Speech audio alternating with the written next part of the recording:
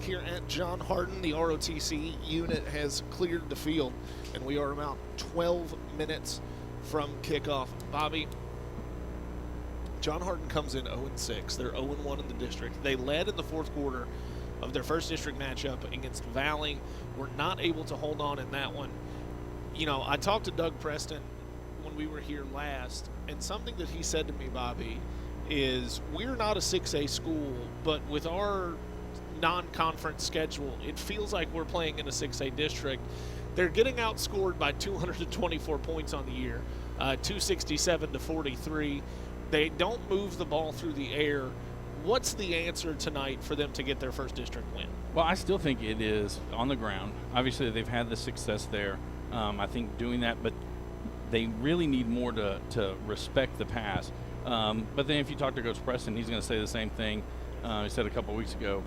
They have to play 4 quarters. I mean, this is, unfortunately, through most of this season, they've been into a running clock. And so that second half goes by pretty quickly. Whereas when you're in a tight one, it's so much longer. And it seemed like they kind of got off track there in that fourth quarter a couple of weeks ago and unable to really hold on to it. Didn't make the plays that they needed to make. Couldn't get off the field on some third downs that allowed Valley to continue some drives. And just unfortunately came up with the loss. They couldn't get into the end zone. They couldn't keep Valley out of the end zone in that fourth quarter. But I think continued running is going to be very important for this Bulldog team. And that's all going to start with Lanson Anderson, 468 yards on the season, 4 touchdowns. He's a bowling ball. And the game, though, against North Hardin, when we were here last, Machiavelli Rogier, the fullback, did an outstanding job of running the football, and it wasn't against second and third teamers. I mean, he did some of that running against the first teamers and had some success, ran the ball hard up the middle. I think John Hardin is better on the quick hitting runs rather than trying to run sweeps and things. I think teams are able to get outside on them. But on a really, really positive note, and before I go any further, I did ask Coach Preston about this. Quentin Johnson, the injured lineman in the game against Elizabethtown, which is the third week of the season, he is back this week, 100% go. He's the starting center. And Coach Preston talked about how that is just a motivating factor for the rest of the team. You know, one, they weren't sure if he was going to play football again. There was a lot of questions over that weekend a month ago, and they've all been answered. All the doctors are full go. He's full go. And an awesome story to have him back, and really happy that young is back without any injuries, sustaining injuries from the accident that happened at Elizabethtown. For more, you know, it's you look at the stats that they're 2-4 for a reason. And we should say one of the wins over a winless Iroquois team, yeah. The other over Louisville Southern, who has struggled on the year. They're getting outscored by about 86 points on the season, 205 to 119. I agree with you. They're 2-4 for a reason. They've struggled against better competition, much like John Hardin has. I think that John Hardin has probably played a tougher out-of-conference schedule by a large distance, and that's the reason they don't have those 2 wins like Moore has. I think the key player for Moore, just based on the stat sheet in front of us, is a kid by the name of Will Bowen. 379 rushing yards, 4 touchdowns, 5 catches for 88 yards and a touchdown. Also 24 tackles, 3 forced fumbles. He's recovered 2 tackles for loss, and an interception. The kid checks about every statistical box on the stat sheet. He doesn't do the kicking and he doesn't throw the football, but that's about it. But I think keying in on him as the fire alarm is going off in the press box here. That is a grill either outside or downstairs. Yeah, somebody has because I can smell the cheeseburger fumes in the air. I see it. Somebody, the grill has gotten away from us, so there is a fire alarm in the background, but I believe everything is okay. Yeah. At least at present. Phones have been picked up to confirm. I know how to get out of here from this press box. Well, Bob, it seems like we could just go right down the roof and drop. It's better if you go down on the end, though. Oh, the end of it. That's a good point. But this is it's already a great night. In looking at some of what Moore does, it's a hybrid of a lot of different things. Yeah. They might be in a spread some point. They would go under center run, some 3-back wing T stuff. It's a hodgepodge. And unfortunately, teams that aren't playing well typically have that characteristic. On the opposite side of the ball, they do the exact same thing. A lot of times they're in an even front, but they'll roll up into an odd front, put somebody over top of the nose, and have 4 linebackers versus 3 down linemen. So we don't know really what to expect out of this Moore team as far as formation stuff goes. But as far as who's going to get the ball, Bowen has got to be number 1 on that list. Johnson really doesn't run the ball from the quarterback position, so we'll have to kind of see what else they can do. But yeah, Coach Preston specifically named Will Bowen as the player they had to stop tonight. And he gets it in so many different ways. He can be in the backfield running, catch it out of the backfield, line up as a receiver. So a lot of different places he's going to get the football tonight. We're about 6 minutes away from kickoff. We'll stay here for another minute. The national anthem, because the way we talked about this a little bit while we were in the break, the national anthem here, they come out from the end zone with the flags. You stand for the whole time, and then they go all the way back. It's really cool and something that I think is somewhat unique to John Harden in the way they do it. They also have the separate unit for the stationary flag, which is off to one corner of the field here. But we combined 2 breaks, so we're going to stay put for a minute. I think that something that is interesting to note, you've got, because Moore is by and large, if Keon Johnson is a mostly pocket-based quarterback, you've got an opportunity tonight to do something that John Harden has not done all year, which is sack the quarterback. You've got TJ Williams, who's right in the middle of Class 4A with 46 tackles and 7 for loss. We've talked about Solomon Bennett and his skill set at the linebacker and sometimes DN position. They kind of move him around the box a little bit to find looks for him. Machiavelli Rozier can also get involved. He's got 5 tackles for loss. But they haven't been able to get to a quarterback, and I think if they can put pressure on Keon Johnson in Moore's passing game, at least get his feet dirty, make him uncomfortable, you can get him to throw interceptions. He's already thrown 4 on the year. Something else the Bulldogs don't have is an interception on defense. And I think the opportunity is there with the talent that they do have. We've talked about how young they are. The veterans on this team are guys in the front 7 of the defense and offensive line. So that's where they need to win the game tonight if they're going to beat Louisville Moore, and I think this is a winnable game for John Harden. Absolutely. I really expect a big game out of Solomon Bennett, and a senior on this team that, really was the lone starter that came back this season. He is an absolute tremendous young man. I get to see him basically every day as he takes classes at the school I teach at, and just a quality young man. That feels like he's been fighting an uphill battle for most of the year. It's tough because you're going to draw a double or a triple team, or it's a 2-layered. One guy will come out at him, and then somebody else will be behind him to get him if he gets past that person. So it seems like he's really been fighting it, and I really look forward to a big game from Solomon Bennett on the defensive side. He's a player that, when he gets in it, he can take over a game. I think we saw that last year as he was a leading tackler for the Bulldog defense. And you see the effects of him being the best player back because they send so many double teams to him, just with 29 tackles on the season, and TJ Williams picking up more of it from the other linebacker position. So you get an opportunity as a blitzing. You get an opportunity. Good and all gone. You get an opportunity as a blitzing linebacker to make these opportunities, Bobby, for other people. One of the things about Bennett's role this year that is undeniably a challenge for him is understanding that his prowess and getting double and triple teams on most downs opens things up for TJ Williams. Opens things up for Machiavelli Rozier. You've got athletes that can get home because Bennett is earning so much respect from offensive lines.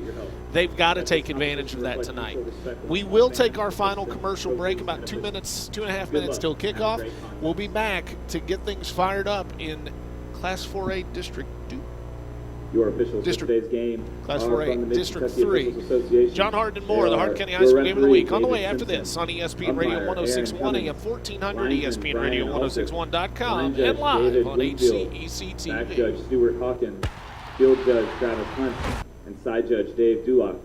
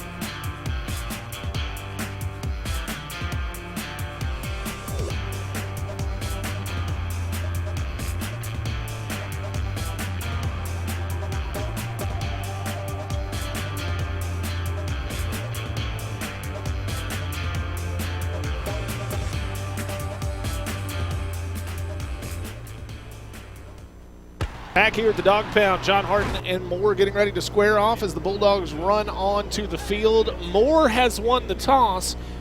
They have elected to receive. They are going to try to put points on the board in a hurry and put the Bulldogs on the back foot. Be interesting to see how that strategy works out for them, Bobby.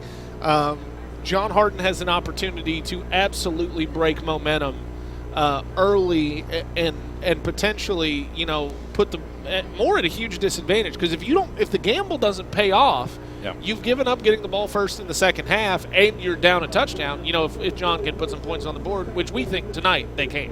Yeah, and one of the things we didn't talk about, this was fall break for John Harden. I talked to Coach Preston before the football game. He said they kept everything the same. They practiced at the same time. He did want the students to wake up at relatively the same times. He knows most of them probably slept in. But with such a young team, the parents didn't have to, because most of the players aren't drivers. So somehow they've got to get to the practice field 3:30, 4 o'clock.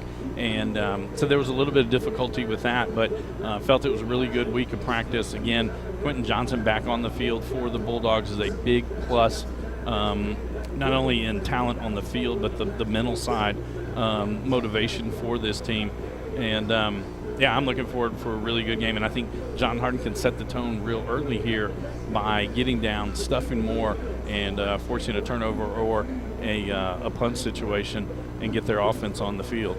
Well, as Moore walks onto the field, I was talking to Greg Milby this morning on Talk of the Town on WKMO, hosts the morning show over there, and I said, Greg, to be honest, both of these teams, not at the peaks of these programs by any stretch of the imagination.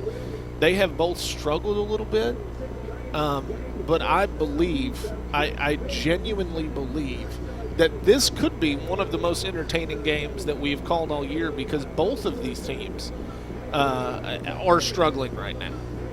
Yeah, and I'm watching Moore come out onto the field as they walked across 2/3 of it. Now they start running. I think there's only 26 players dressed. This is the first game all year where we have had a KHSAA official media roster that was just one page. Yeah.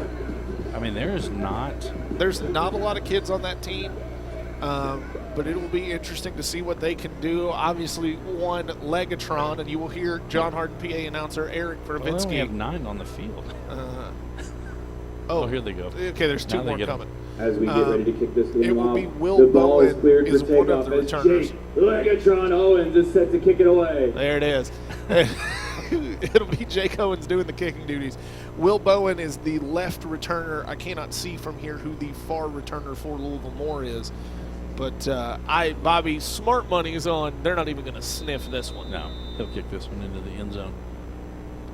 So here we go.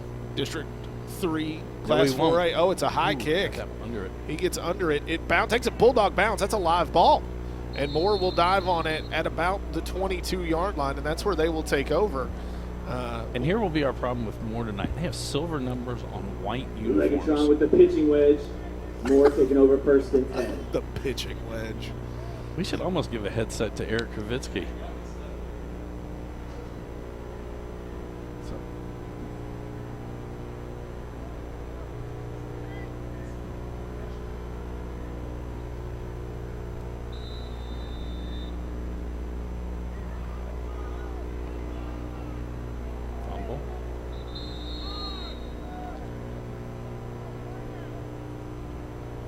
Back here at Moore, John Harden. 2nd and long. Moore fumbles the first down snap. Yeah. So not a prodigious start in for the the Mustangs. Shotgun, and it never got to him. Loss on the play of 5. Able to dive on it. 11:35 to go, 2nd down. Moore now in what looks like it's a shotgun formation. There's an up back. Oh my good gravy! Oh, Solomon Bennett. Oh, he better check his chicklets. Oh. Solomon Bennett with a big tackle will bring up a bulldog. Oh, I apologize. Here's what happened. The snap went a little high, like he said it to himself on the volleyball court, and when he got it, Solomon Bennett cleaned him out. It's a loss. The down marker guy hasn't moved over. It's a loss of 5. 2nd down, or 3rd down. 10 and Bennett again. Listen, this is Solomon Bennett's. We are renting from Solomon Bennett tonight. This is his house. as he comes out. Number 53, First Bennett down's on a the fumble. big tackle. Second down, Solomon Bennett eats. Third down, he goes back to the buffet line, and it'll be fourth and from about Muldrow. It's like 4th and 28. Yeah, It's a long way. Wow. Punter's about That is a lot of negative yardage. Punter's about 7 yards deep in the end zone.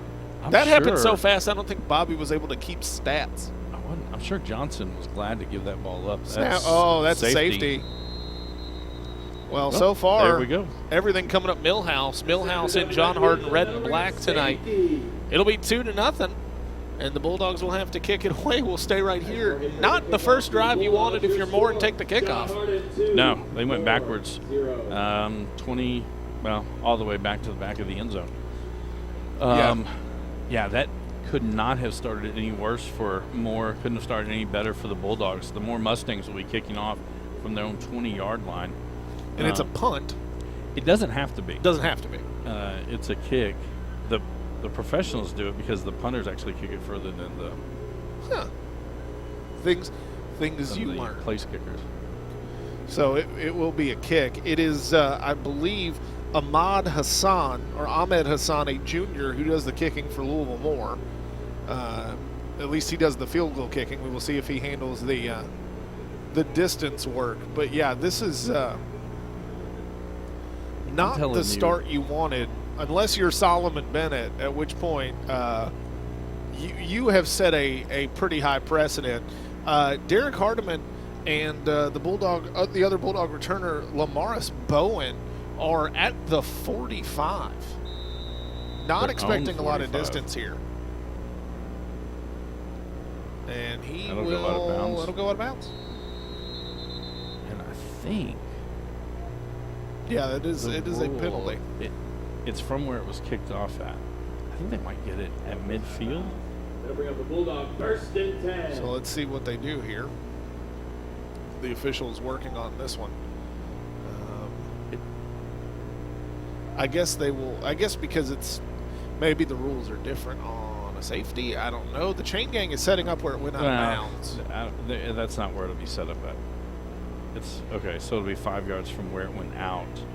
It'll be in Moore territory.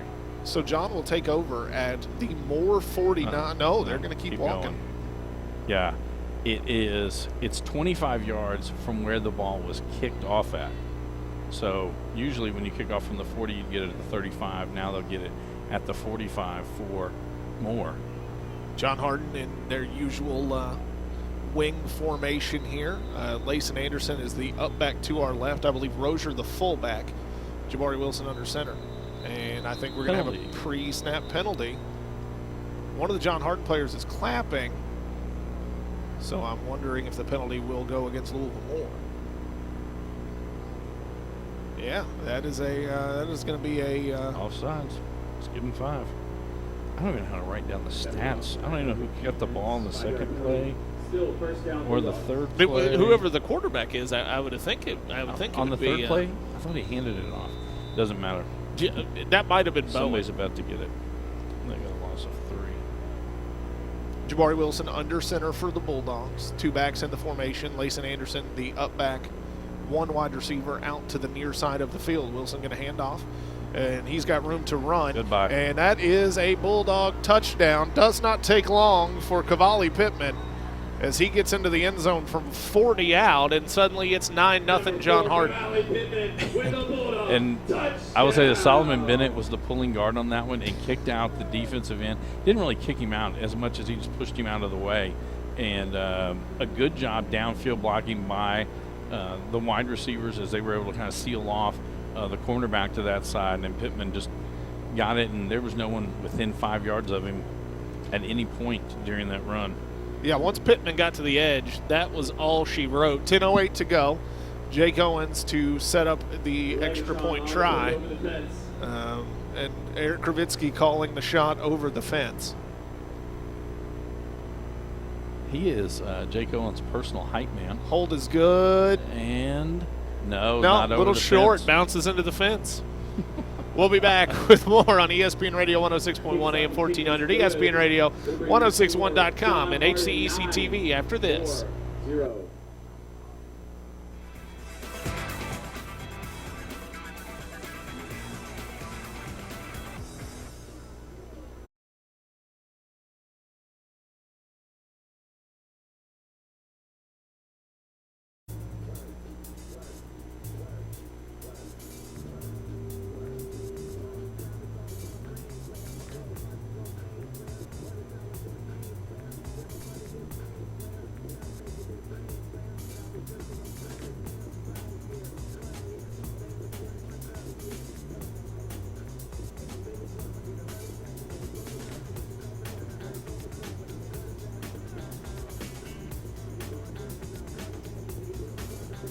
your score after a safety and a quick hitter Bulldog touchdown by Cavalli Pittman from 40 out. And now it is Jake Owens who will hopefully bring the driver out for this one, as he will kick it away from the 40 with a big lead in the works here for the Bulldogs. Yeah, he got all no, he didn't. He didn't get all that one. It's going to go up into the wind. It'll land in the hands of Will Bowen. He'll return from the 3. He's out, runs into the wedge, and he is going to get wrapped up and taken down. They may give him the 25, 26-yard line, depending on where they spot the ball here. But a good job by John Harton's kick coverage team.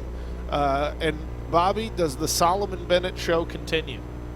Well, there's some more coaches over there trying to figure out what they should do to block him. And, I mean, that was just – he walked up on the line. He's from his linebacker position. Just – I can't even – it is hard to describe exactly what he did because it was – the speed he did it with is impressive. Bennett at 6'1", 219, shotgun snap. And we've got, okay, he gets to the outside. I believe that is I think that's Johnson. That is Keon Johnson on the quarterback keeper. He's going to have 5 on the play. Is it? It is Johnson. 2. Or no, it is number 2, excuse me. Is Messiah Williams. So they're in what amounts to like a wild Mustang look almost here, it seems. Let's see if they stay in that. It looks like Bowen is the one lined up at quarterback. Takes a snap, handoff up the middle. Good blocking by Moore. He's going to, Bobby, this is trouble. He's at the 40, the 30. He's going to get wrapped up and finally taken down on a big run. That is number 6, Martin Hines. Getting some read option work there with Will Bowen as the quarterback. 45-yard run. So he goes from the 30-yard line to the 25 on the other end. So Moore clearly got the ponies woed up there after the quick John Harton touchdown. They have started to put a drive together here. After a couple of nice plays, it'll be 1st and 10 for the Mustangs at the 25-yard line. Another design quarterback keeper. Good job blocking it. That is, again, Messiah Williams. And he will get another handful of yards, 6 on the play. It'll be 2nd and 4 as they continue to line up in this this wild Mustang look. And they have a fullback up that is almost just solely for blocking. Bowen is lining up at a wing spot. The last 2 times it's been on the right side. But Williams will be in the shotgun formation, and then it was Hines to his right. And they used Bowen. He came across the formation from the right to the left, and they ran the ball back to where he vacated from, as he does draw some of them. They're going to go overload right. Same formation. Another handoff to Hines. He will have, I believe, first down yardage and then some, as he will be down close to the 10, as they have put together an impressive drive here, has Louisville Moore, with really just 2 plays. Yeah, I'm really glad we did all these stats. Actually, you did all of these stats, because we have Messiah Williams, 244 yards on the season, but he's got 11 just from the quarterback position, which they haven't been running from the quarterback position all season. And then the big one, Hines, who we don't even have on our stat sheet, in the top 3 of anything 4. Now they're going to change it up. See what they do here. Oh, we'll get a pre-snap penalty. And this may be a false start. Yep. It is. It is a false start. So that'll put a hamper on the momentum of the Moore Mustang drive here. They will get backed up 5 yards. But they have done a good job moving the football so far. It'll be 1st and 15. And it will remain, I believe, with Messiah Williams lined up at quarterback. I wonder, Bobby, if there's a reason that Keon Johnson isn't playing, as they will go to the right, and we'll have another false start, I think. No. The way he threw the flag down there, it's offsides on It is John. on John. Yeah. So he lined up. His head was past the football. You can't have your head past the football. 5-yard penalty. I'll tell you what's really been successful. Blocking Solomon Bennett this drive. Yeah, and I don't know, Johnson might be over there and might still be intended to, because that first hit was that's a possibility. Perfect. If you're going to knock somebody out, that's the hit that will do it. It was a clean hit. He never saw it coming. They will go up the middle to Hines again, I believe. Yep. And that one goes nowhere as Solomon Bennett there in the backfield. He and Cameron Moore took him down, and they're going to give him maybe one on the play. So after all the fuss, it'll be 2nd and 9. I apologize. We went 5 yards backward on a false start, 5 yards forward on a neutral zone infraction, and then a gain of 1 on 1st and 10, the third try at 1st and 10, and now we've got 2nd and 9. 6:42 to go. Here in the first quarter, John Hardin leads 9-0 after a safety and a quick touchdown. Williams takes a shotgun snap. He'll hand off to Bowen. Bowen's going to try to bounce it outside, and good job by the Bulldog defender who got, I don't know that he got beat, but he was out-moved, but managed to hold on to Bowen's jersey, slow him up, and a pack of Bulldogs able to get there and make a tackle. Well, what I've seen after the 7 plays that Moore has run, Bowen is better as a decoy. He really drew. He was in the backfield that time with Williams and got the ball, and everybody converged around him. It's when he's been outside and running across more as a decoy that they've had more success from him. Isaiah Williams in the shotgun. It's a big shotgun. Toss play out to Bowen. Bowen makes a move. He'll get back to the line of scrimmage and not much more, and that will bring up 4th down. It'll be 4th, and I think, Bobby, close to 9. Mm-hmm. So it'll be interesting to see what they do here. On the year, Ahmad Hassan is just 0 for 1 on field goal, 7 for 12 on extra points. This one a little more than an extra point, so I imagine they'll go for it. It would be a 27-yarder from here. They aren't going to kick it. It's like they're struggling to where even to line up. This feels like they're doing something for the first time here. Shotgun snap. Williams is going to throw it. It's in the air, coverage. and he threw it into a whole pile of Bulldogs in the end zone, and that'll be a turnover on downs. John Hardin will take over, and now we'll see John Hardin if they can sustain a drive here or put together at least another scoring drive with 5:10 to go in the quarter. I think we're going to see Larson get the ball. Anderson, sorry. I think Anderson will get it, and you like him to house it, Bob? I do, actually. I do. I don't know his top end speed, and I don't know any of the defensive players for Moore. They have 26 players dressed.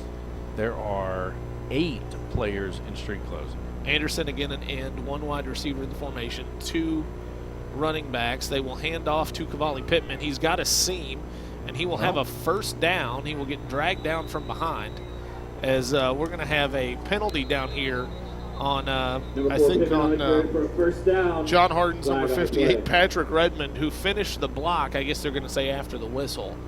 And that will negate some of that rushing, some of that yardage for John Hardin. Not only after the play, 15 yards past the play. Yeah, when I said finishing, Bobby, he thought it was a touchdown run. Personal foul on the Bulldogs. So John Hardin keeps the first down, but they back up.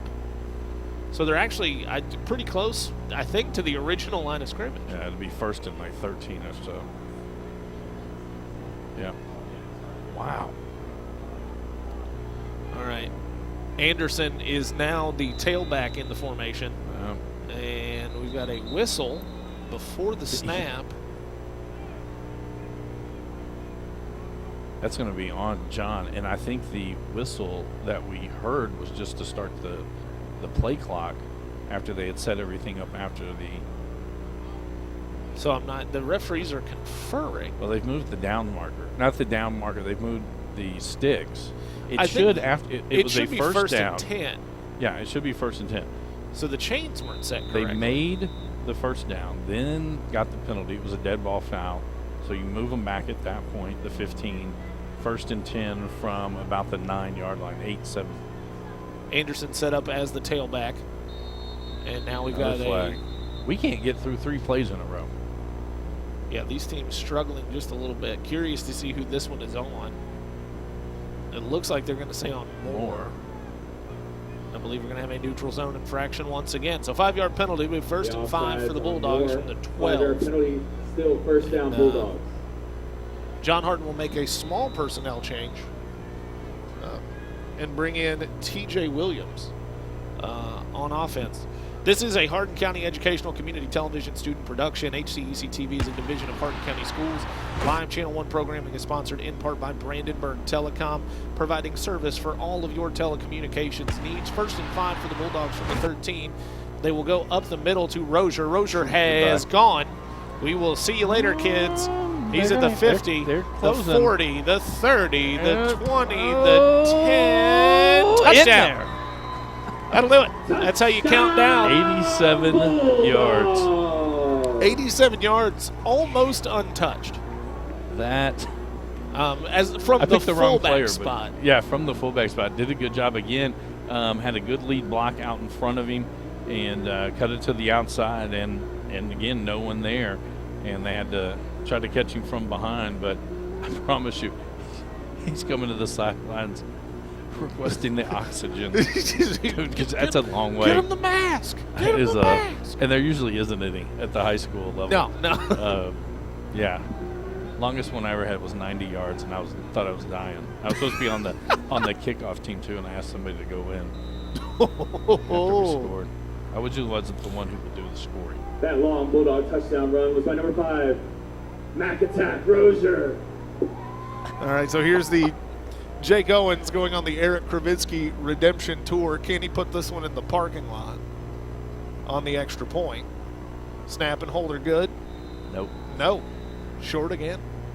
But still 15, should be 16 to nothing now after the extra point. 4:13 to go. John Hardin up 2 scores. You're listening to Hardin County High School Game of the Week on ESPN Radio 106.1 AM 1400, ESPNRadio1061.com, and live on HCEC-TV. Back with more after this.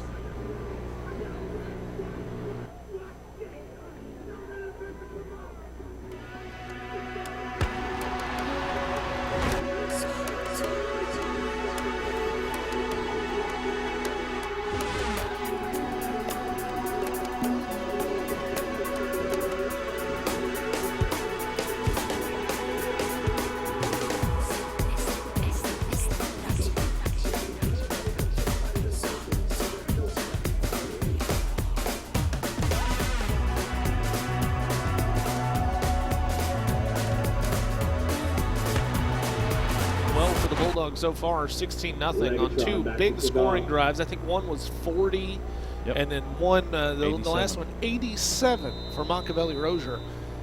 So the Bulldogs continuing to pad the rushing stats, and now here's Jake Owens to kick it away, and he got all of this one. It's out. So that'll be a touchback for Jake Owens. Ball is out of here. Legatron It's back worth again it. with another It is so touchback. worth it just to listen to Eric talk. Now, Eric's you a can handful. tell Eric's a little biased. He was a kicker. He did have a nickname for Machiavelli Rozier on that last play. He called him a Mac Attack. That was good. So I mean, Between he and you, him doing football, you doing basketball, Ball will take over you first guys and are 10, ball you're 20 quite a yard line. tandem. When you were at John Hardin calling those the basketball games there. I just thought, if I could do stuff and make the kids have fun, Oh yeah. and then I didn't care Everybody how many parents was 4 were inches taller than they actually were. Oh, listen, I've told you this story. There was a meeting as we get ready for more first down, still with the Wildcat. There was a meeting where I would ask the coaches how much taller everybody was. Handoff up the middle. Flag is down in the backfield. So this one may be going backwards. And we get a hold. 4 games left. So that's going to be 10 yards from a yard behind the original line of scrimmage. So that's an 11-yard penalty. It'll bring up 1st and 21. We're almost 8 minutes into this game, and there have been 6 penalties. A prodigious start, to be sure. We're going to be here all night. I want to thank our other sponsors for Hardin County Educational Community Television, eTownApartments.com by Mark Harris Construction. Take a virtual tour today at eTownApartments.com. For those who are serving our country in the military, a discount is available. eTown Apartments is a family-owned and operated management service with over 30 years of combined experience. We also want to thank Waddell's Auto and Scrap Metal Recycling, a family-owned business with competitive prices, pickup service, and a friendly staff available for your recycling needs. Located in Elizabethtown on 31W, just south of exit 91 on I-65. Call 270-982-7206 to talk to someone about scrap metal and recycling from Waddell's Auto and Scrap Metal Recycling. What did Eric do now? He didn't do anything. The official moved the ball 10 yards. Oh, no. 10 yards against John Hardin. then had to move it 20 yards back, and then a penalty happened. I miss all the fun. And Another he line is break. not marking it off from the right spot. False start on the offense. It's another Bring up little first more and penalty. 25. This will be down at the 5-yard line. Wow. Yeah, this is not what you want if you're more. And Bobby, I've This got to isn't what if you want wonder. a middle school game. Yikes! I got to wonder if missing Keon Johnson is causing them some problems. Now I don't know if he was in on that first play or not and got popped by Bennett, but they have had all kinds of trouble, and that's another false start. But they were having trouble in warm-ups. This is true, and I wonder if Yeah. maybe Johnson is hurt. Was hurt before this False game. start Could on be. the offense. That I don't know. The half the distance to the Just goal, a- still first down. I mean, they are struggling to get a play started. It is 1st and 27. Yep. First But- and 27. They've had runs of 45, 7, 6. I mean, they've had a big run. Bennett. Yeah, inches toward Bennett's it. he is itching to get in there. Oh, he's in there. goodbye. Oh, they managed to get around him. They'll get out to about the 6-yard line. Still a long way to go. Yeah, it was. And they did a good job of picking up Bennett on that play because, Bobby, he was in the backfield, Yeah. and they Bring up managed second and long. to work around him. That fullback that they had that's lined up about a yard behind the lineman did a good job picking him up and did allow him to pick up 3 on that play. Be second in a cab right here. 26 to go. Ball on the 6 for Moore, staying in the Wildcat look. I believe that's Bowen taking the snap. It's a reverse. That's No, Bowen that's who got Bowen it. off the edge. He will get to the outside. Does a good job of making some people miss, but he's still going to be short of the original line of scrimmage. He'll be out to about the 13 or 14-yard line. That'll bring up 3rd down. That's a good pickup for him right there. Probably made Force carry brings 3 or up 4 third and players long. miss tackle him. It was basically a jet sweep Let's get on our from feet, Bulldog fans. the shotgun It's formation. 3rd and long. And as soon as he got the ball, he made 1 miss, moved back to the inside, broke another tackle, moved to the outside. A lot of work to get 6 yards, but 3rd down now for the Mustangs. Well, I would say this is an obvious passing down at 3rd and 16, but I don't know that exists in the Moore vocabulary tonight. Let's see what they do. Snap, going to get to the edge. He's looking, throws downfield, pick 6. That's a Rozier. defensive touchdown. Machiavelli Rozier got his 2nd on the night as he read that one like an AR book in an elementary school. He got 100 on the test, Bob. He's getting the pizza party. A pick 6 for the Bulldogs to make it 22-0. And there's nothing like the feeling in a pick 6 when you know it's going to be a pick 6. You're about 2 steps before they throw the football going, oh, I hope he throws it. And because you've got it timed out to where you're over top of the receiver, which is the way Rozier was, and all he did was just like take 1 step and got in front of him, and it was about a 10-yard, 11-yard return, and they'll send on the extra point, and they don't have all the players out there. Yeah, Nope. still waiting for somebody. Late addition to the Bulldog field staff here. And they will kick the extra point. Jake Owens to do the duties to make it 23-0. Bobby, we talked about how this could be a good game. We should talk less. I've been saying that for weeks. But that was when. Oh, this one might get it. Ooh, No, base of the fence. He got there. Got to the base of the fence. Still a little short. Brought to you by SRM Concrete, your local concreter. We'll take a timeout. Be back with more. 2:19 to go. 23-0 Bulldog leads. We're having a good time on ESPN Radio 106.1 and HCEC-TV.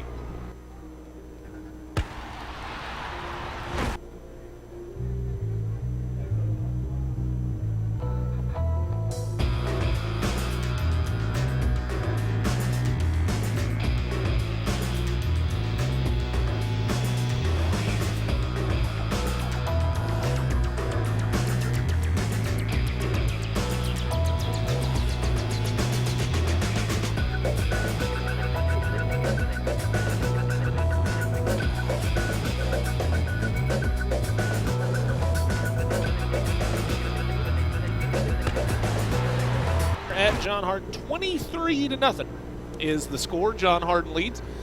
We spent a lot of time telling you that these are two teams in the midst of rebuilding, struggling a little bit. We told you it might be a good game, Bob. We were wrong. The crow does not taste any better fried. I can tell you that much.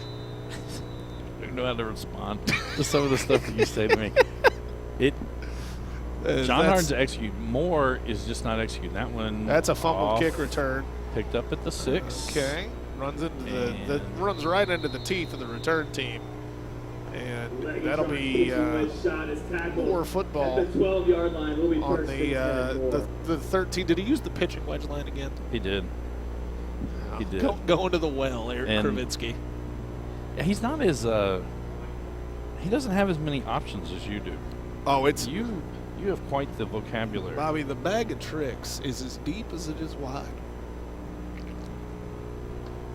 I also had an energy drink today. Well, I'm having an energy drink right now. Didn't sleep great last night, Bob. I went and visited Bardstown today. Ooh. I had a really good time. Actually, I ran into 3 people that I did not know would be there. Phenomenal. And, had a really good day with some good friends. 1st and 10, Louisville Moore. Snap is good. Toss out to Bowen. Met in the backfield by Rozier. Going to get up through the line of scrimmage. Not much more, as he will be stuffed up like an autumn nose after a gain of about 1. He does a really good job of avoiding the tacklers. There's just not a lot of space to work. He's very elusive. He's just running into places where there are enough John Hardin defenders that they can wrap him up and pull him down. But he's a very elusive back. There's just not a lot of room to work out here. If you are just joining us on this broadcast and you're able to it'll be on YouTube for HCEC-TV.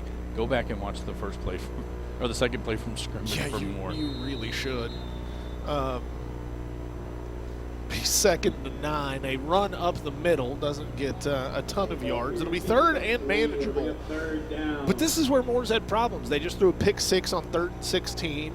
We believe that Keon Johnson, their starting quarterback, may be hurt, or at least he's not playing. And so they have struggled to create in the passing game. And in obvious passing downs, that has helped John Hardin out tremendously. They broke up a 4th down play in the middle. It's close to a 1st down. I think he got it. Depends on where they spot it. He's in the neighborhood, to be sure. In a big hole. Yeah, it's a good job blocking on that play by Moore to open it up. That was Bowen who carried that one. And I believe that's going to be a 1st down. Yeah. His last 4 carries, 2-7, 2-5, whereas first 2 were -3, -2. They'll hurry back to the line of scrimmage. Same formation they've been in. It's a keeper up the middle from Isaiah Williams. He will go. He's got some yardage. He'll have a gain of about 5 on the play. Yeah. They've had success on a couple plays. Running to the right seems to be the successful side. Yep, 5 on that carry by Williams. I think we're going to reach the end of the 1st quarter here before they get the snap off. Just 3 seconds. Nope. They will get one more play in. It's a reverse to Bowen. He's going to have the edge. He's running. Bennett. He's got the angle on Bennett. He's loose. This is trouble. He is down the far sideline, and he will step out of bounds before the pain arrives. I believe that was coming in the form of a big hit from Caden Chitwood. And at the end of 1, it is 23-0. John Hardin leads, but more driving. We will be back with more on ESPN Radio 106.1 AM 1400, ESPN Radio 1061.com, and live on Hardin County Educational and Community Television.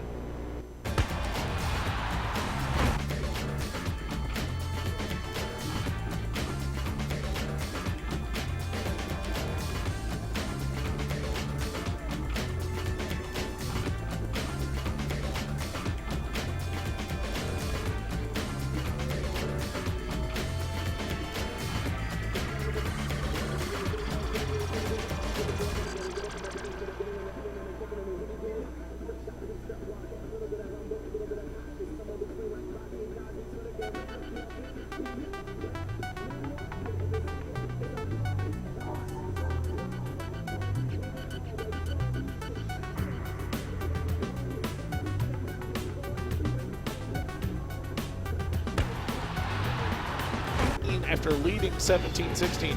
We've seen in some of the John Hart games we've covered, at least later in games, we've seen some flashes of brilliance from the Bulldogs. We have seen brilliance from the Bulldogs tonight. An 87-yard touchdown for Machiavelli Rozier, a 40-yard touchdown for Cavalli Pittman. They have looked very good. Solomon Bennett on full display tonight. It has been an interesting game, to say the least. John Hart has run 3 plays, offensive plays. Yes. And they have 3 touchdowns, 1 defensively, a safety.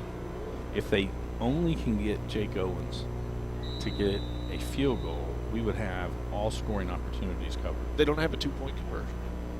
Yeah. Snap is low to Messiah Williams. He'll get outside. Nice job to make a man miss. He's going to have a gain of 6 or 7 on the play on the design keeper on first down. And they will be on the Bulldogs side of midfield. They've been here once before, but the drive stalled out. It'll be 2nd and 4. And again, a really good job running. It seems their success is running to the right. I'd be surprised if John Hart didn't make a personnel change and move somebody to the defense's left side, try to prevent some of that. 2nd and 4, more in the same formation they've been in. Hand off to Bowen, and that's a nice play. It'll be no gain, I think, is what they'll get, but that was John Harden's number 21.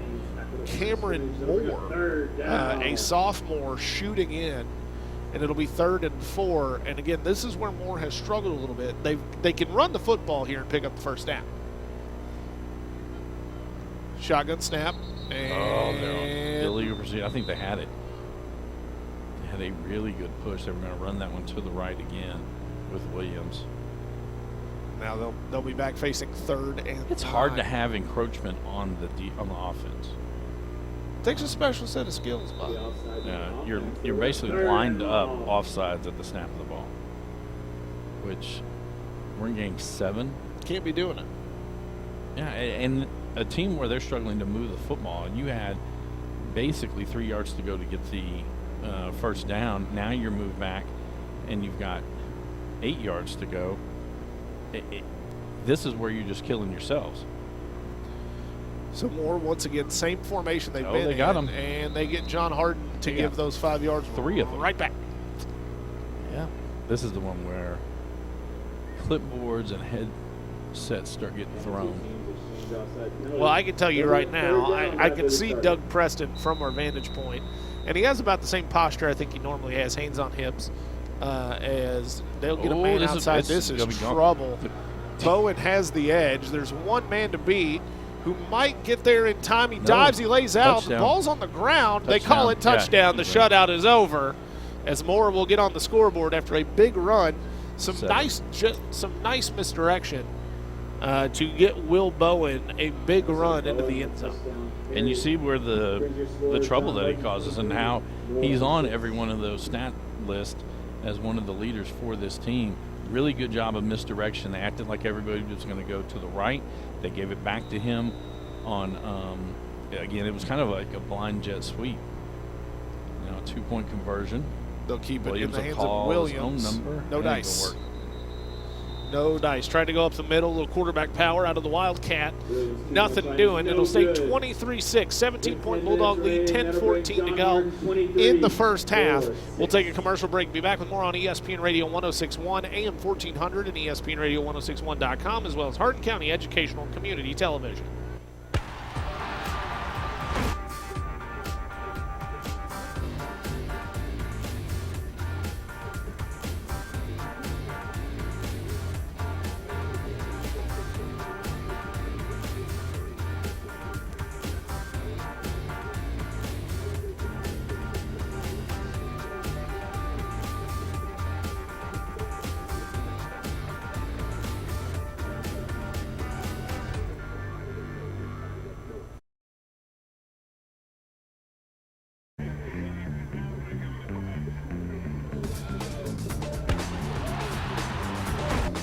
HCEC-TV is a division of Hardin County Schools live Channel 1 programming sponsored in part by E-Town Exterminating. E-Town Exterminating is a locally owned, family-run pest control company. It's been serving Hardin, Grayson, and Nelson counties and the surrounding areas of Kentucky since 1976.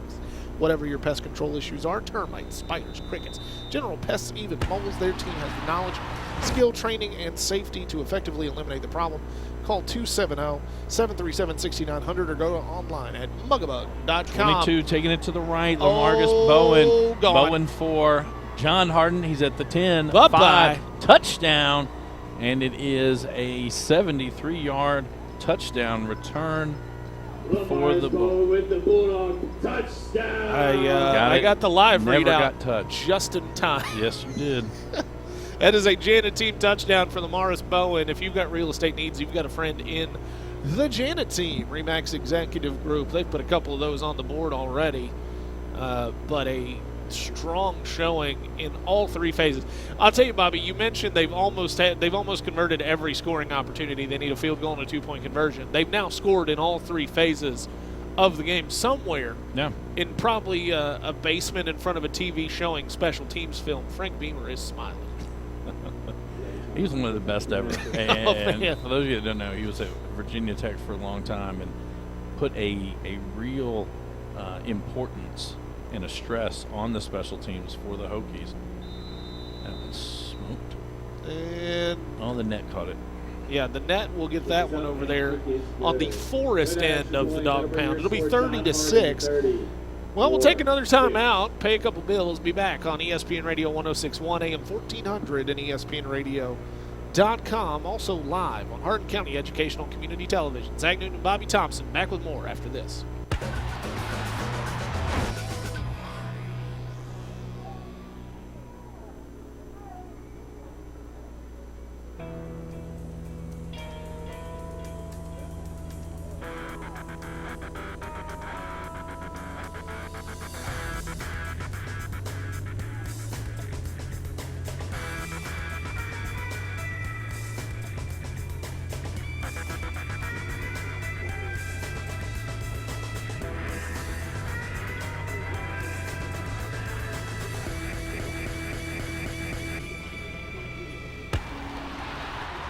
Part by West Point Bank. They've got 5 offices located in Elizabethtown, Radcliffe, Upton, Glendale, and West Point.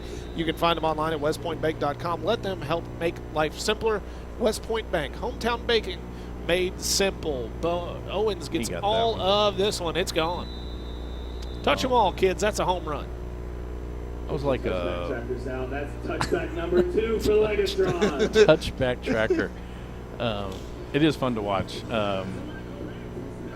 And we watch him in warm-ups, just murder balls from 50, 55. He's got to be good from 50. I genuinely believe that they could let him put one up from 50 with confidence. Yeah. Last year he had the opportunity to kick that game winner, I think, went down in Spencer County. The weather wasn't great. The field, I think, was wet. A number of reasons that would cause you to miss a field goal, but Jake Owens is a reliable weapon for this team. And now let's see what Louisville Moore can put together. Both teams with a late person coming on. Solomon Bennett at middle linebacker. Snap is low. Toss out to Bowen. They're going to try their luck with this one again. And he makes, I believe that's Hardman. Oh, my good gravy. Hello, doctor. Cameron Moore did a great job coming from the backside. There's going to be a loss on the play. Wow. Yeah. Bowen was reversing his field, and Moore got him right in the chest. That's the kind of hit you see when a guy runs downhill into a linebacker, not going east to west into a cornerback. Although I guess they line Moore up as he's a defensive end. Yeah. Built like a cornerback in a lot of schools, but a defensive end. Okay, we're going to switch now. Messiah Williams will take the snap. Struggled to get the handoff out, but they will execute it. Not sure who the ball carrier is just yet. He looked taller than the other running backs that we've seen tonight. Somebody has lost a helmet. They'll have to come out for a play for the Bulldogs. I think that is Martin Hines on the carry. Okay. Yes, Martin Hines on the carry. So it'll be 3rd and 7 here for Moore. And this is where Moore, again, with their backs against the wall on longer third downs, have struggled. It's where we got the pick 6 earlier. They failed to convert a 4th and about this distance. Handoff will go up the middle and Hines again. nowhere to Martin Hines. He's going to pick up 1 on the play. Oh, that is Bowen, I think. That is Will Bowen on the ball carrier. Yes, I think Bowen's got the hand. Backfield by number 21, Moore. There we go, 4th down. Running him inside hasn't been his. I'm just surprised that they would run him up the middle instead of trying to get him to the outside, because when he's gotten to the outside, obviously we saw him go 44 yards for the touchdown, struggling on knees that go up the middle. He's now 11 carries for 76 yards on the night. John Hart leads 30-6, 8 minutes to go. And I think we thought there was a whistle. That'll be a quarterback. I don't know what just happened. A different player wound up with the ball for Moore. I don't know if maybe it was a shovel pass or a fumble that was recovered. But it'll be a turnover on downs no matter how you slice the cake. The icing's still the best part for the Bulldogs. They will take over in the red zone. It's -3 on that play, or loss of 3 on that play.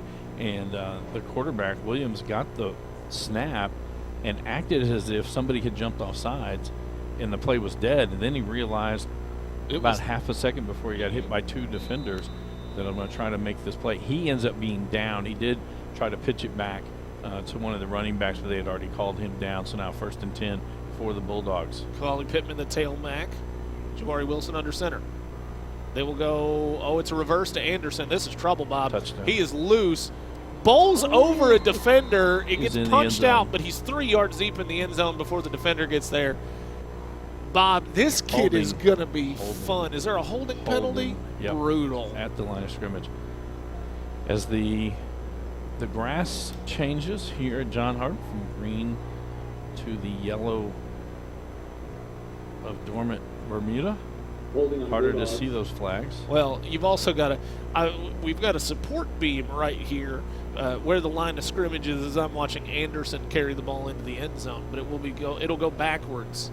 10 yards back. And on the play, what they do is they faked it to the fullback up the middle, and Anderson had been the wingback on the left side, and he comes across the formation on the snap, gets it.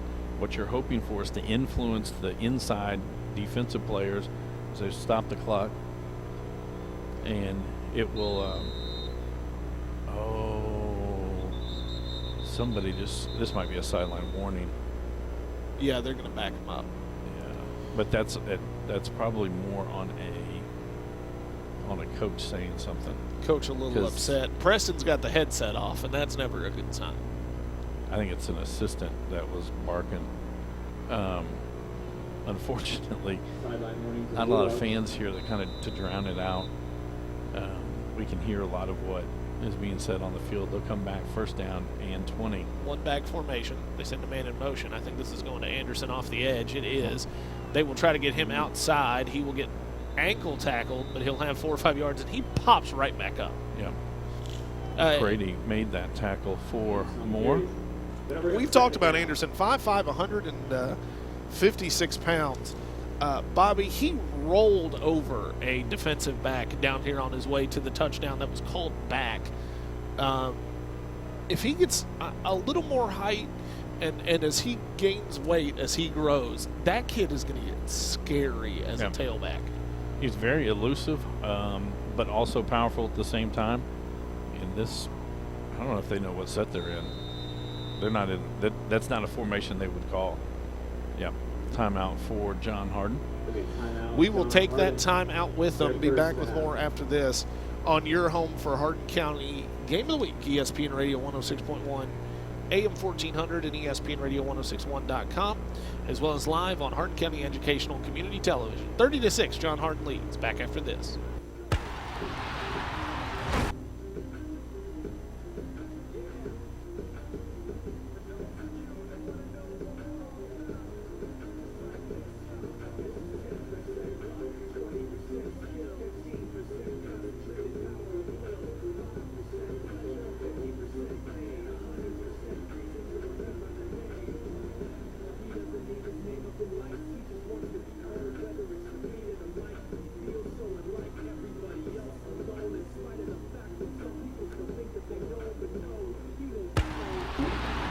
Back here, John Harden up 30-6 on Louisville Moore.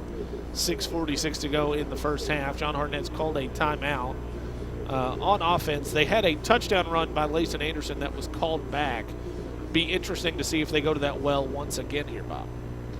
I'm thinking number 4 is going to get this one. Kalali Pittman, you think going the other way Yep. to the left? Power. No, They go up the middle of the fullback. Fullback up the middle is number 33, Amari Simon. Not able to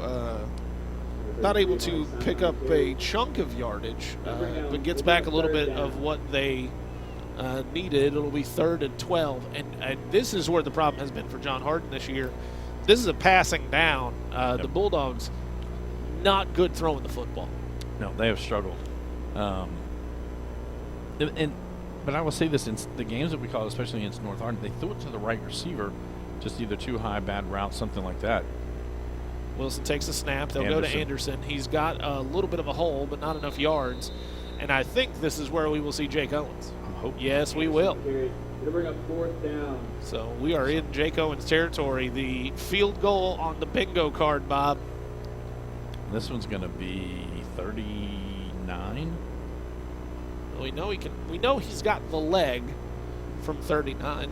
The He's put it down. accuracy It'll be is 38 from where he's set the block. He's setting the block only 6 yards back. That's usually it's 7 or even 8 nowadays.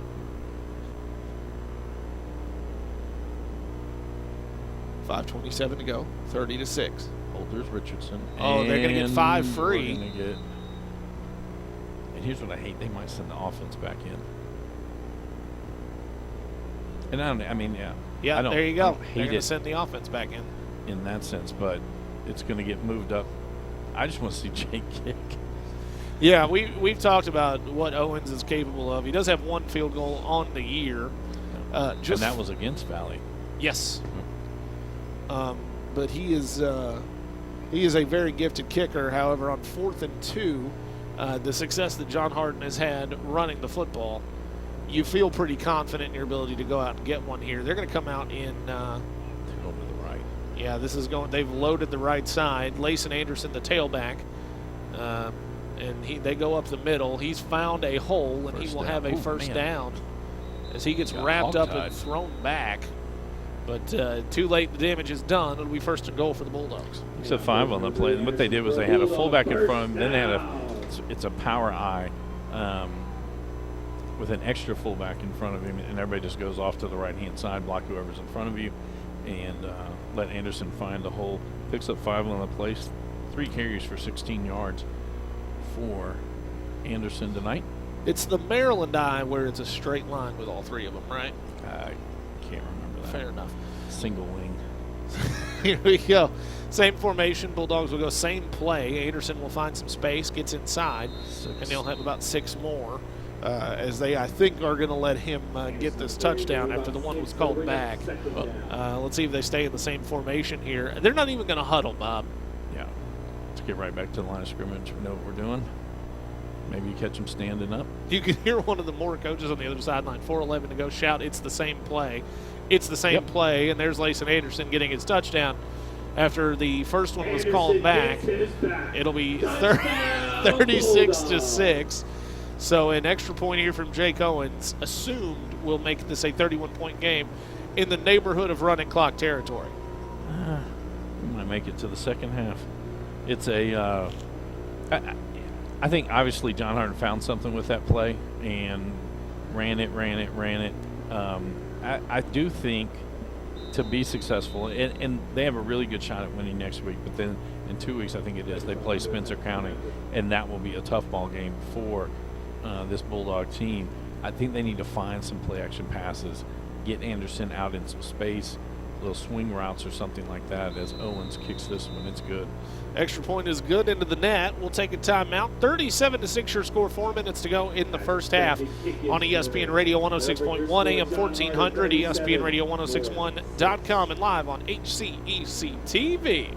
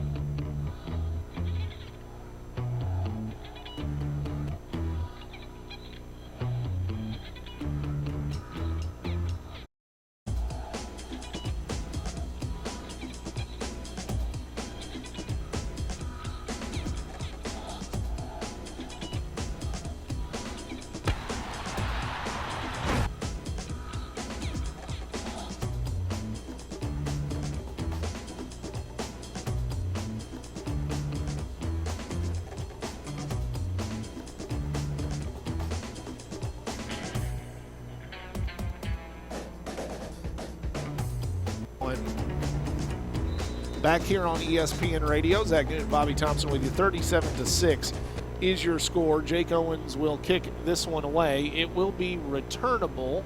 He stepped into the end zone. So we'll have a touchback, and Moore will have 4 minutes to try to go 80 yards.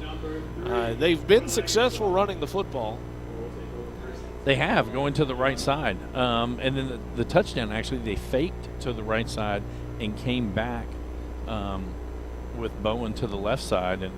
And I will tell you this, again, film session is going to be interesting for who that backside defensive back was, because he kept moving to his left to Moore's right as the ball was coming around the end, and took him until Bowen was probably 5 yards downfield to figure out that he was coming at him. And by that point, Bowen was able to pull away. Well, they've got a big boy back there to do some blocking as they try to get Bowen to the edge on the sweep, and he runs into a pack of Bulldogs. He gets pushed backwards, and I believe they will give them 2, maybe 3 on the play, but a pack of dogs on the tackle. Between you and Eric, this is the most colorful. I got that one from Eric. He said a pack of dogs on the PA. I'll pay credit where credit is due. 3:38 and running here in the second quarter at John Hardin. And I think Moore could probably content. They'll keep snapping the ball, obviously, but I don't think that they're just the way that they have run the football so far. I think they're going to lead Williams. Yeah, this is going to go Messiah Williams, keeper, to the right. And look, they picked up. Yeah. So he got the first down. Did he get it? Yeah. Yeah, he did. So they're going to give it to him by a yard. And now there's a flag down. Awesome. We're just having a good time. 3:10 to go in the first half. At the beginning of games, I really do like to track the penalties. Not after the first 6 were thrown. Personal foul against John Hardin. And you can't afford to do that if you're John Hardin. You've got a big lead. You're in control of this game. You can't be picking up silly discipline penalties like personal fouls. Yeah, and pre-snap penalties too. Who it was on, or if it was on the person that came off the field. Now we have another one coming off the field. There's going to be some coach in somebody's ear about that one. 1st and 10. I think they might go Bowen to the no. No, they were. They were going to bring Bowen to the left. They were sending players off to the right, and they were going to come back. The same play they ran for the touchdown, except they were going to have that large fullback leading the way. Yeah, they've got I think it was a false start or illegal formation. I don't know if they had enough players on the line of scrimmage. It'll go back to the 41-yard line. 1st and 15 now. And getting behind the schedule is the thing that I think has hurt Moore the most tonight. That has made this game much harder for them. And now I'm not sure what is. They're huddling a long way from the football. They've got to trot everybody up there. And then they're set. They're going to go to Bowen, and Solomon Bennett is there to say hello. You got to block him. Yeah, you got to put at least somebody between him and the ball carrier, even if he's going to get rolled. And we've got a loss of 1 on the play. Timeout by John Hardin. Hardin. They want to get the football back. So it'll be 2nd down and 16 now for the Mustangs. We will stay right here. Solomon Bennett's 3rd tackle for a loss. Not as that first one prodigious as the first one, but it looks like I can't tell. Moore has walked a player to the sideline. I can't tell if that's Bowen or not. But Bennett was there, and they're quick. Yeah. Which, again, we've talked a little bit about his size. 6'1", 219. He is a fast-moving 219. Oh, yeah. And he's really smart at it. I mean, he came from the middle linebacker spot, read the play, gets through the line of scrimmage, through the blockers, and they have overloaded the right side all night. So, and what I mean by that is from the center, there are 4 linemen to the right of the center. There are 2 linemen to the left. Usually it's 3 and 3. But by doing that, getting the extra blocker over there, hopefully you can get a player to the linebacker. Bennett, on multiple occasions tonight, has blown that thought up and has gotten into the backfield And I'm still telling you, that first hit was That first hit was incredible. I mean, it was, yeah. I wish you could have. Well, this is on If you're YouTube. listening, You yeah, can go back I and can watch watch it. it. If you're watching, go back on YouTube. Toss to the outside by Moore. That's not Bowen. It's not Bowen. Finds a little running room. Does the ball carrier. Trying to see. That's number 5. Donovan McCready, a First 6 carry. foot, 140-pound junior wide receiver. Picked up 6 on that play. Not a bad run. 3rd and 10 now for Moore. 2 minutes to go, clock running. The Bulldogs still have 1 timeout. It is Bowen that they're working on the far sideline. It's a left leg, it looks like they're looking at. Maybe in the way that Or he and shoulder. Bennett rolled up. Oh, And, offsides on John. Yeah, Caden Chitwood going to get caught with his hand in the cookie jar to make it 3rd and 5. He thought he had timed it. He got about as close to water as you can get without getting your eyes wet. But unfortunately, he fell in. A little, yeah. That's one. He won't even look at the sideline. He ain't gonna look over here. He's talking to his friends. Yep. Yeah, let me go get lined up where I'm supposed to. Now he's at the safety spot back here. Let's see what Moore does. 3rd and 5. It's a handoff, and he is met and taken down, and that'll bring up 4th down for Moore. It's tough to say. Tavon Taylor is a frequent ball carrier for Moore. Does a lot of It is 11. 93 yards, 3 touchdowns on the year. Also their second leading wide receiver, 6 catches for 72 yards. But Moore not throwing the ball. But this will be Twice. interesting. One was completed. One was not completed. One was completed to the other team. It's a pick 6. Yep. So John another Harden takes timeout. the timeout. Minute 23 to go. We'll stay right here. Of course, HCEC wants to thank their sponsors. I have the list. I don't know where I put it. Brandenburg Telecom Bobby knows providing what am I service doing. for all of their telecommunication needs. Physical Therapy Associates, more personal attention for more effective results. eTownApartments.com by Mark Harris Construction. Take a virtual tour today. Waddell's Auto and Scrap Metal Recycling, a family-owned business with competitive prices, pickup service, and a friendly staff available for all your recycling needs. eTown Exterminating, a family-owned and operated pest control company that's been serving the surrounding areas of Kentucky since 1976. And West Point Bank, let us help make life simpler. Hometown banking made simple. Tune in weekly for all local Hardin County educational community television programs that air on Brandenburg Telecom and Comcast Cable's Channel 2 and Spectrum Channel 184. All HCEC-TV programs are on the HCEC-TV YouTube channel. Subscribe to the channel today to get your local community sports and events. We want to thank them for joining our coverage tonight. Of course, we are live on ESPN Radio 106.1 AM 1400 and ESPN Radio 1061.com, as we are every Friday night, as Moore's quarterback Way keeper to make it. is a hair short. That was a really well-called play because everybody went to the right, which is where they've been going, and he went straight ahead and just got in there, and I think it was 51 or 51 that got in on the tackle for the Bulldogs. Will Adams, an excellent job of turning him away. So John Harden has a minute 17 in the kitchen. Let's see if they can. We have not seen Rozier on the offensive side of the ball. For most night, it's been Amari Simon at the fullback position. And not sure if that's to rest him on the defensive side. Obviously, we saw him there. But it's a different one. He is their second leading rusher? Yeah, 39 carries for 259 on the season, and has not been on the offensive side. It's going to go to Lawson. Yeah, Layson Anderson. Anderson, John Harden right. in the eye. 2 tight ends to the right of the formation. Nope. Oh, it's a pass. They've got him. They've got him. Oh, they've got 2 of them. Oh, no. Off the hands of Dante Jones. What would have been a touchdown. Was it Jones? Oh, Yeah, it was Dante Jones. Could have gone to Tristan Lackey. Both were open downfield, but the wheel route from Jones was there and unable to convert on the shot play. But Doug Preston and Eli Mitchell have opened the playbook, Bob. That was a really well executed play. Other than I thought he really had misthrown the ball until I saw the receiver running the wheel route. 2nd down and 10. Wilson going to throw again. It's a comeback. Overthrew number 19, King Martin. Not able to rein it in. And now with 1:07 to go, it's 3rd and 10 for the Bulldogs. Clock stops on the incomplete pass. Let's see what they go to here.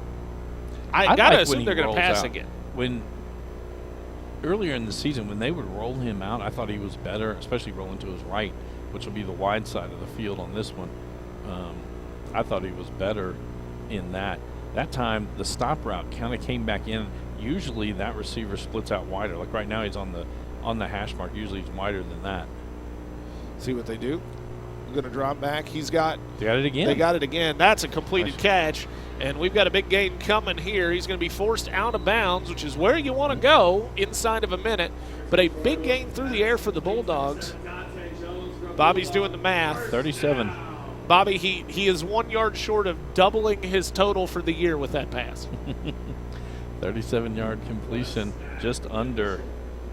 Yeah, a nice play there by John Harden. They went back to that wheel route. It was there again. And now with 59 seconds, they have 1st and 10 inside the red zone. Layson Anderson, the tailback. Let's see what they do here. They got too many players on the field. Yeah, they're going to run a guy off the field. That should be a penalty. Wilson takes the snap. They go to Layson Anderson. Anderson going to get to the outside. This is a touchdown. I think, oh my goodness, Bob. They're going to say he stepped on the 1. Wow. He tried to go through the air. But I got a feeling I know whose number they're going to call here on 1st and goal. You want to give it to Simon. I think they go. That's what I was going to say. I think they go to Simon. But I think this is going to be No, it goes back to Anderson. And he is going to he's in. Touchdown. Touchdown. So 47.6 to go. It is 43-6. As the Bulldogs have lit up one half of the scoreboard this evening. Bobby, they have now doubled their points for on the year. Yep. We've got another half of football to play. Yes, we do, but it'll be quick. Yeah, we are in running clock territory. Unless Moore can run back a kickoff or create a very quick offensive touchdown, the clock will run in the second half. 43-6. Jake Owens is extra point pending to make this a 38-point lead. I like their chances. Yeah. Snap and hold are true. Kick is up. Blocked. No good. So there you go. Jake Owens gets the kick blocked. It'll stay 43-6. We'll stay right here. Bobby, John Hart doubling their scoring total for the year in this first half. Yep. And, I mean, again, just a really good execution tonight, finding some plays that have worked. The big play to start off, Pittman goes in, and you've got the pick six. I think it really started, though, in the first series for Moore. You've got 3 consecutive losses, 2 huge hits by Solomon Bennett. Then the snap for the punter goes out of his hands and out of the end zone for a safety. And then the first play from scrimmage, 40 yards, Pittman to the house. Then you have Rozier going 87 yards. Then he had a pick 6. And then I apologize, I forgot his name, 22. Lamaris Bowen goes 73 yards on the kickoff return, and then you have back-to-back touchdowns by Layson Anderson, and just does a really, really good job of executing against Moore. And they found some plays that have worked, and it doesn't really matter who is at that position. The Bulldogs have been able to find success. Jake Owens to kick it away, 47 seconds to go. This one is going to be returnable. It'll come out as Moore will take it in at the 5. And whoever made the tackle usually doesn't make a tackle. Yeah, you can tell. That is it 38 or 88? Thornton Claycamp, a sophomore tight end, makes a huge play. They are moshing about the stop on the kickoff. This is a game. Obviously Moore, I think, going to let the clock run down. We're going to go to halftime. They might have to get a snap off here. It would seem not, though. The clock is running. And Moore is set. They will get one snap. It's going to be a toss play, and it is going to get broken up quickly. Another tackle for loss for the Bulldogs, and we go to halftime, 43-6 your score. We're back with more after this on your home for Hardin County Sports, ESPN Radio 106.1, AM 1400, ESPN Radio 1061.com, and live on Hardin County Education and Community Television. 43-6 at halftime. John Hardin up big. The ultimate Wi-Fi experience is finally here. BBTEL Blast Wi-Fi from Brandenburg Telecom.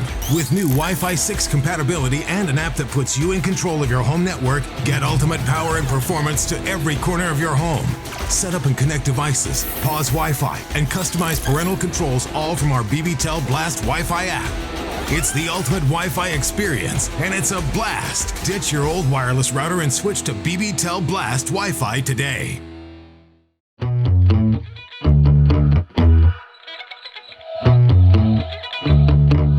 Jarrett Cox with HCEC-TV. Today we're going to talk a little bit about Brandenburg Telecom, and we have Shane Witt, Customer Relations Manager for Brandenburg. Shane, how are you? I'm doing good, thank you. Can you tell us a little bit about yourself? Yeah, I started working for Brandenburg Telephone Company in January of 2011. I've been there for almost 12 years now. I've done a little bit of everything at Brandenburg Telephone. Started out on line crew. I've done some troubleshooting, installations, dispatch. I keep telling people they can't find anything I'm good at, so they just keep moving me from department to department. Well, they could call you a jack of all trades. So, can you touch a little bit on the background and the history of Brandenburg? Yeah, so we started in 1950, established in 1950 from the former Meade County Telephone Company. So we're going on over 72 years now in the community. We started out with just telephone services, and now we're doing internet, cable, security, and surveillance.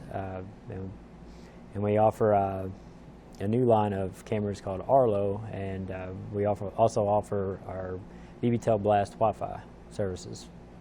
You know, I know that BBTEL Blast, there's so many exciting things about this service. Can you touch a little bit more on that? Sure. Yep. So for the past year now, we've been deploying our BBTEL Blast Wi-Fi, and what that has really done for our customers is it put them in control of their Wi-Fi. So there's a lot of features like parental controls, setting schedules of when their kids can be on the internet, setting up new networks without having to call in. Of course, we're always welcome our customers to call us, but now we have an option for customers who like to take care of those things on their own. And somebody that has a small little nephew that loves to get into everything, it's so important to be able to kind of restrict what they get into and what they might accidentally stumble upon on the World Wide Web. Absolutely, yeah, and my kids probably don't like it that we have that app, because anytime they get in trouble, I can just turn their internet usage off just by my telephone. It sounds like something you can't not have. That's right. After having it, I couldn't imagine not having the capabilities of controlling my internet without having to call into the office. So can you talk a little bit about how important it is to invest in the community? Yeah, so it's really important to invest in the community, invest into kids and that want to take advantage of our co-op program and student workers, because a lot of those kids that we've used for co-op program have decided to stay at the telephone company, and we have some people that's where they started and they've been there for 20 plus years now. So it's really important to invest in the community because it often comes back. Hardin County is just one of the greatest areas in the state, and I'm biased because I work here, but you know, so many great talents, and just being able to find just those diamonds in the rough and be able to just watch them grow just from that young age, and people that are potentially future customers of Brandenburg that get to work there and experience all the stuff that you all have to offer. And speaking of all the things that you have to offer, you've been so gracious to help us provide live sports coverage for the past 20 years. You and Brandenburg Telecom are the only reason that we're able to show all the parents out there their kids in live sports action every week, sometimes multiple times a week, and we just have to thank you. Yeah, so it's a good partnership and relation that we have with HCEC-TV. And a lot of our student workers that come through Brandenburg Telephone Company in our central office, they aid support with HCEC-TV, and it is a good service to give back to the community. You know, myself, I have a son that plays soccer, and sometimes in Hardin County, and you know, I may not always watch it on Channel 1, but it's kind of nice to say, you know what, I want to watch that when it comes back on. I want to see that play that I may have missed, and I want to see again. So I really enjoy the ball games that are shot by HCEC-TV. You know, and always being able to say, hey, my kid was on TV. That's right. So if anybody wants service from Brandenburg Telecom, what's the easiest way to get hold of it? Yep, the easiest way is the old-fashioned telephone. Just give us a phone call and let us know what services that you'd like. You can always shop on our website and kind of get an idea of, you know, how much internet do I need. We do have some tools on our website that bandwidth calculators that let you say, okay, I have 10 TVs that I'm streaming on, and it gets you an idea of what package that you would need for your home. And with everything being connected to the internet now, something like that is so important because you may not realize all the devices that you have that's getting something from the internet. You're exactly right. And one thing that's really changed in recent years is it's not all about the download speeds anymore. Now you got to consider upload speeds. So think about, you know, churches that are streaming their services on Facebook Live. You know, that's using upload. One thing that we're really proud of in all of our fiber services, every speed package we have is symmetrical. So you don't have to worry about determining how much download do I need versus how much upload. You can just focus on how much download do I need and know that I'm going to get the same upload speed and I have no data caps. Brandenburg Telecom is the place here in Hardin County to get internet and any other thing you need. Thank you so much for sponsoring us. Thank you so much for all the great work that you do. We really appreciate it. Absolutely. Thank you. And let's go back to some live sports action.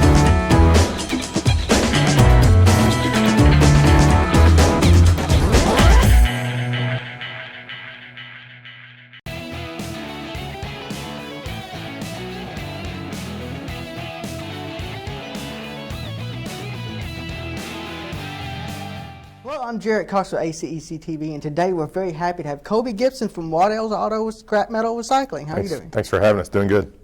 Can you tell me a little bit about your business? Yeah, we're here in Eatown on 311 Steel Drive. We've been family owned and operated for 53 years. We provide all types of recycling for people, everything from washers, dryers, to cars, bulldozers, semi-trucks. Pretty much if it's metal, we can take it. So. You know, when I come up on the Kentucky Parkway on my way to work, I see a billboard for Waddell's with several lovely kids on it. Are they yours? Yeah, the two girls are mine, and the boys are my nephews, so they were a good model for the billboard. I mean, it definitely shows that you're family owned and operated. Yeah, family owned and operated, and we all live here in Hardin County, and that's kind of like we like to put money back in the community and do stuff like that. So. And we really thank you for supporting HCEC-TV. So what are some of the more unconventional things that you scrap? Some of the larger stuff, you know, that some people won't take. There's some yards that will not take. You know, they don't have a way to handle bulldozers, unload bulldozers. We do industrial accounts, so we've got a roll-off service. We can set roll-off boxes to haul away the metal, but we can do anything from, you know, something like I said, as small as a washer to we've picked up 60,000-pound pieces of scrap before for these factories here in town. And we like Eatown, but we will go anywhere. You know, we've got accounts in Louisville, Western Kentucky, and stuff like that. So, and we also offer, like I said, low boy service. Pretty much anything you've got, we can get it picked up for you. You know, and that's so important because Kentucky is such a vast state, and having a family-owned and operated business that'll come and scrap your stuff is just so important. Yeah, it makes it nice. There's a lot of people like that have broken down vehicles that just don't have a way to get them to us. We've got a rollback for that, so all they got to do is call the office, and for a small fee, we'll go pick it up, and they'll get paid for it and make some money for it, make it real easy for them. So one thing I didn't know that you all did is you sell parts from vehicles. Yep. So we keep it rotates the cars. You know, we'll rotate them in and out when they get parted out too much.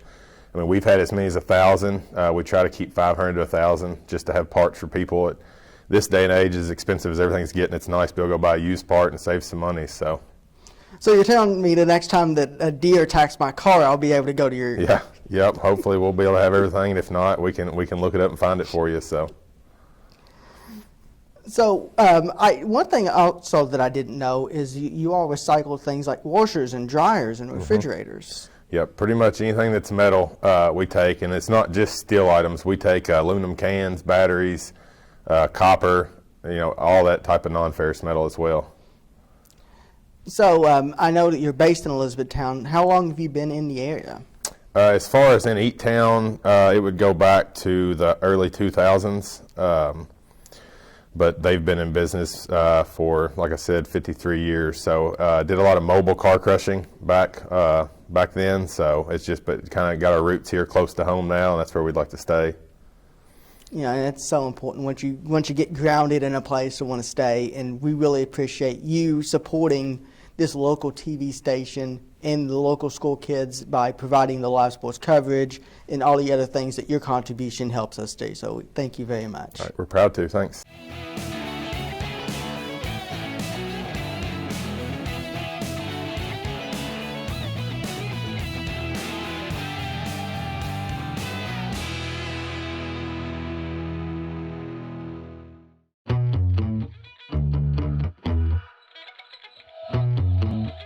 Hello, I'm Regina Ryan, and I'm the Director of Hardin County Educational and Community Television. And joining me today is one of our longtime sponsors, Sean Rich with eTownExterminating.com.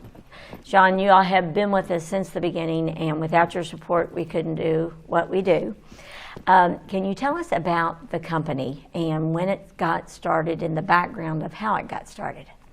Well, first of all, I'd just like to say thank you for this opportunity. We love to be able to be in this position where we can support Hardin County Educational Channel with all the athletic sports that we can. We feel like it's very important to do that. As far as our company, we are actually celebrating our 45th year this year, as of this month. And we're really excited about that. But as far as the company, we are a full-service exterminating company. We take care of termites, general pest control. We take care of from bed bugs to spiders to, like I said, termites to mice, whatever pest control that you need. And how many employees do you have? Currently, we have around 36 employees. For those who haven't used your company before, what should they expect? Well, we do, as far as general pest control, we do a monthly service, and we will come to your house and service the house, but we do a lot of exterior service, but we also go on the inside of the house. Your services are available for both taking care of what happens inside your home and outside your home. So in regards to a client reaching out to you, what should they expect when they come to do some service inside the home for termite control, a roach issue, bed bugs, all the things that happen within the house? What should they expect? When a technician comes to the house, they will inspect and they'll assess what needs to be done. Everything that will be done will be told to the customer prior to the treatment. We do have protocols in place with everything going on with COVID right now. We will wear a mask, we'll wear gloves, we'll sanitize our tanks, our hands, everything. So we make it as safe as possible for our technician and for the customer. And exterior is wise. Yes, we do a lot of service on the exterior. When we assess the property, we'll see where insects are coming into the building. We will make treatments on the outside, but also we'll make recommendations to those customers. If there's something that needs to be sealed or caulked, or a door jammed, or a sweep on a door needs to be fixed, then we'll tell the customer about that. Now, besides that one-time service, it's really important to do monthly. Yes, we have a monthly service. What we do is we assign that customer with a regular technician. Majority of our technicians have been with us for years, so you'll have the same person each time. But they'll give you a call the night before, set up a time for an appointment. They'll come out, they'll service. If you have any problems in between services, all you have to do is give our office a call, or we give the customer's direct line to their technician. They can call them, they'll come back out, and they'll take care of it with no extra charge. Now, I know you're located in Hardin County, but where else do you service? Well, we service all the surrounding counties, Meade, Nelson, Breck, Taylor, LaRue. We service about 9 different counties. So, not that anybody wants insects in their home, but what are the most popular insect that you deal with? We deal with, on a regular basis, spiders, ants, cockroaches, bed bugs, and mice. Oh gosh, and then we have a lot of seasonal insects. Ants during the summer, we have a lot more because of the rain, and then during the spring or during the fall time of the year, we get a lot of calls like on crickets in houses. During the winter, we get a lot of calls for spiders and also for mice or rodents. And so, and you can help out with any of those types of insects and things? Yes, with doing general maintenance, we can get it where you're not seeing anything. Okay. I'm assuming annually there might be rise and falls of little critters or insects that might be a little bit more aggressive than before. Is that something that's common year to year? Yes, I mean, we usually have one insect that will pop out each year, but generally right now that we have had probably more of an uptick right now are bed bugs, and we can take care of them, but it's a lot of prep work for the customers and for us. I was going to say, anytime you get an infestation, it does take a little bit of time, correct? Yes, one treatment for a heavy infestation will not take care of it. Right. You were an athlete in high school. What sports did you participate in? I played basketball, I ran cross country, and ran track. And your children, I know that they've also been very active? Yes, I had a daughter that graduated in Elizabethtown in 2016. She was a swimmer. A daughter that graduated in 2019. She was a soccer player, and I have a son right now that's a junior at E-Town. He's playing basketball and soccer. Wonderful, and want to congratulate your oldest daughter is a nurse. She's on the front lines. Yes, she just graduated from University of Kentucky this past spring. She accepted a position at Vanderbilt University Hospital, and so she's down there right now working there at Vanderbilt. I was going to say, on the front lines, those first responders. Yes, we're very proud of her. She's taken on a task, and we're glad that she's in that position right now. Yeah, and it means so much to those that she's taking care of, and so that's phenomenal. Your middle daughter is going to become the next generation of E-Town Exterminator. Yes, my daughter Abby,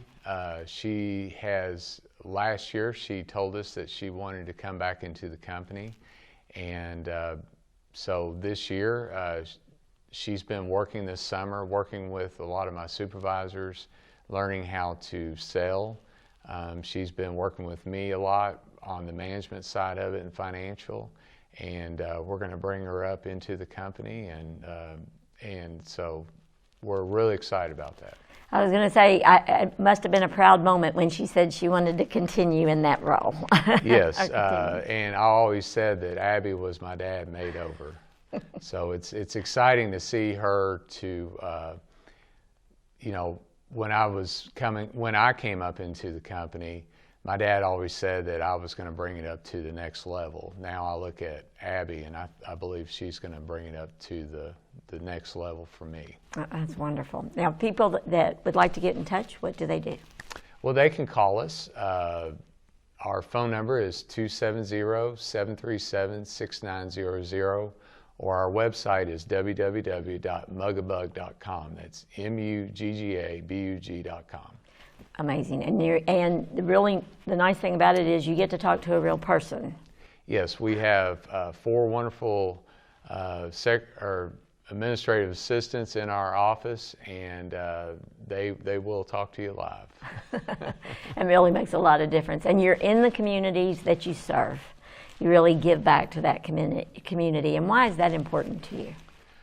Well, as a family-owned company here in the community and as a product of this community, I feel like to reinvest into the things like this in sports, athletics, or a lot of other programs that we invest into with the Hardin County school system and with the Elizabethtown Independent School System, that we can give opportunities to these kids that normally they wouldn't have money or the advantages of doing that. And as an athlete, I always look at giving back to these type of programs, because not only are they competing, but they're generating friends and longtime friends for years to come, and that's what's more important than anything is getting these bonds. And I look back, I still have great friends that I played basketball with, or I ran cross country or track with, and they're probably some of my closest friends. So that's the reason. That's the big reason why I like giving back to these programs. Just give them opportunities to be part of something. Well, and developing those relationships, you know, from assigning a specific technician to a resident to taking care of those relationships that you've established in the community. It's really what it's all about. Well, thank you, Sean, for being such a wonderful sponsor for HCEC-TV and Brandenburg Telecom's Live Channel 1 Sports. Without that support, we couldn't do what we do. And I just really appreciate it. Well, thank you very much for this opportunity. Well, now it's time to get back to our live sports coverage. So we're looking forward to seeing those athletes in action from all of our area schools.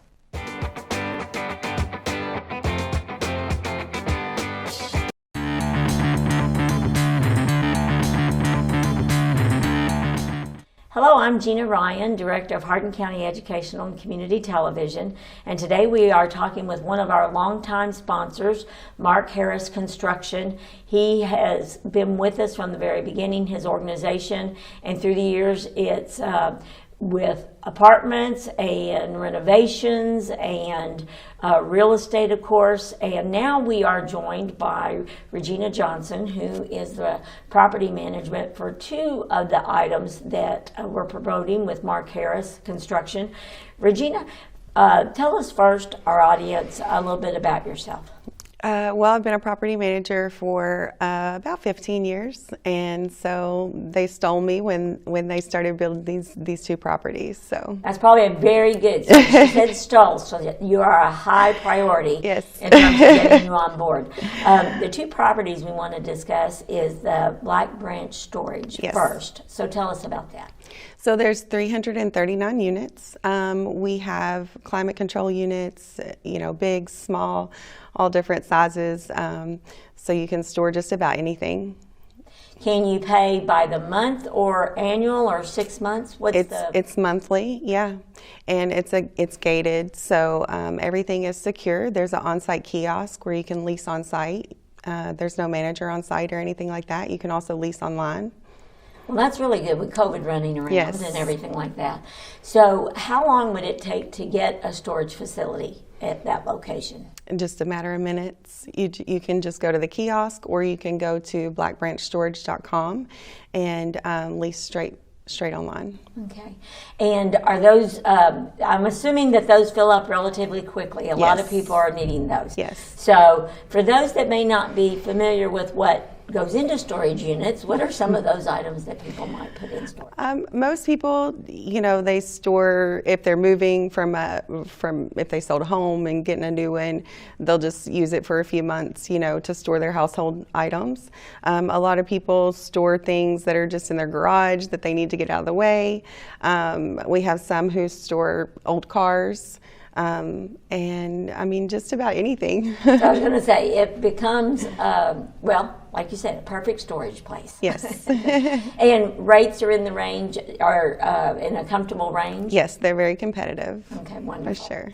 And then another exciting part of Mark Harris Construction and Organization is the Winding Springs Apartments. Yes. Now, tell us where those are located. They are on Nicholas Street, close to downtown, close to Highway 62, close to everything. Okay, and what type of apartments in regards to bedrooms, things like that are available? These are all 2-bedroom, 2-bath luxury apartments. All the finishes are very modern and chic. It's going to be a gated community. We're very excited about it. We have one building open so far, and our next building will be open sometime in October. Well, and if you've been down Highway 62 and you look over that area, they look amazing. Yes, they're gorgeous. And what types of amenities are available for those that will be living there? We have a clubhouse. It's a huge clubhouse. We have one side for the office and one side for just the residents, tailored to our residents. We have a pool, and it's going to be gated, so we're going to be the only gated community in town. We're going to have a dog park, several other amenities. That sounds fun. Now, are they fully furnished, or can individuals make them their own? Both. We can have furnished apartments. We do a lot of corporate apartments for local places here in town. And then you can, of course, bring your own stuff. Great. And how do people get additional information about leasing those apartments? So you can go to WindingSpringsEtown.com. Or you can call 270-766-1155. And is that process, does it take very long to do? No, not at all. I'm very quick at responding. And are they monthly or biannual? The yearly? typical lease is a year. We will do shorter term leases, especially with corporate apartments. Oh, so there are corporate apartments? Yes. Okay, so what might be that added incentive for a corporate apartment? It's cheaper than a hotel. And you have more room. You have a kitchen, it's like home. As I mentioned at the beginning, Mark Harris has been one of our very beginning sponsors, committed to what we do with HCEC-TV. And without that investment, we would not be able to carry the live local high school sports that we do.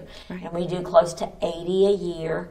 And it goes back to when Mark was an athlete in this local community, and his children were athletes in this community, and he is really committed to helping with that. So being a member of that organization, what would you like to add about that? Well, I think that the owners, they're locally owned. They've been in this community for a very long time. They're committed to the community. They're committed to the surroundings, and they love to give back. Well, Mark Harris Construction is definitely the embodiment of being active and involved in your community and supporting those around you. And we always appreciate all of those supporters and our sponsors. And again, without them, we couldn't do what we do. Absolutely. So, Regina, for our audience, just to remind them again, and if you didn't catch that, it's Regina and Gina. The Regina and Gina show today. How can people get in touch with you as property manager? The best way is probably by phone, 270-766-1155, or email. It's regina@WindingSpringsEtown.com. Okay, thank you, and wish you all a great leasing season, and also in filling up all those storage facilities and everything. Yes, for sure. So thank you for joining us, Regina. And thank you for watching our HCEC-TV, Brandenburg Telecom, live sports coverage.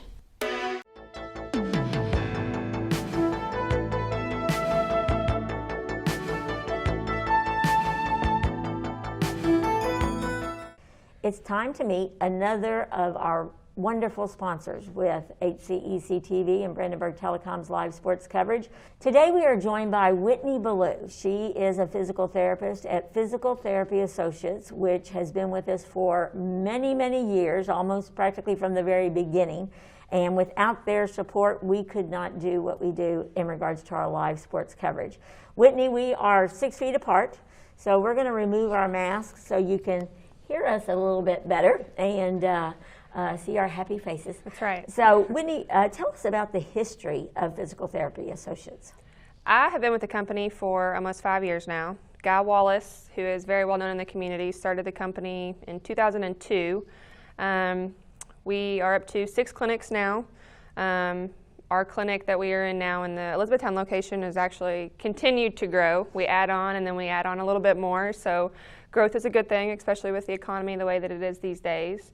It has grown not just employee-wise, obviously patient-wise, just the way that we use the building for a lot of the local sports, both school-related and the extracurriculars that people participate in.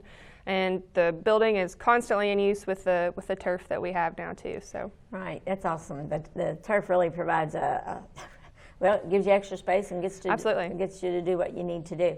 What types of services do you provide? So we provide the obvious, the orthopedic related, the surgicals, those that are not surgical as well, just your general injury for the athletes that I know that you and I have specifically discussed.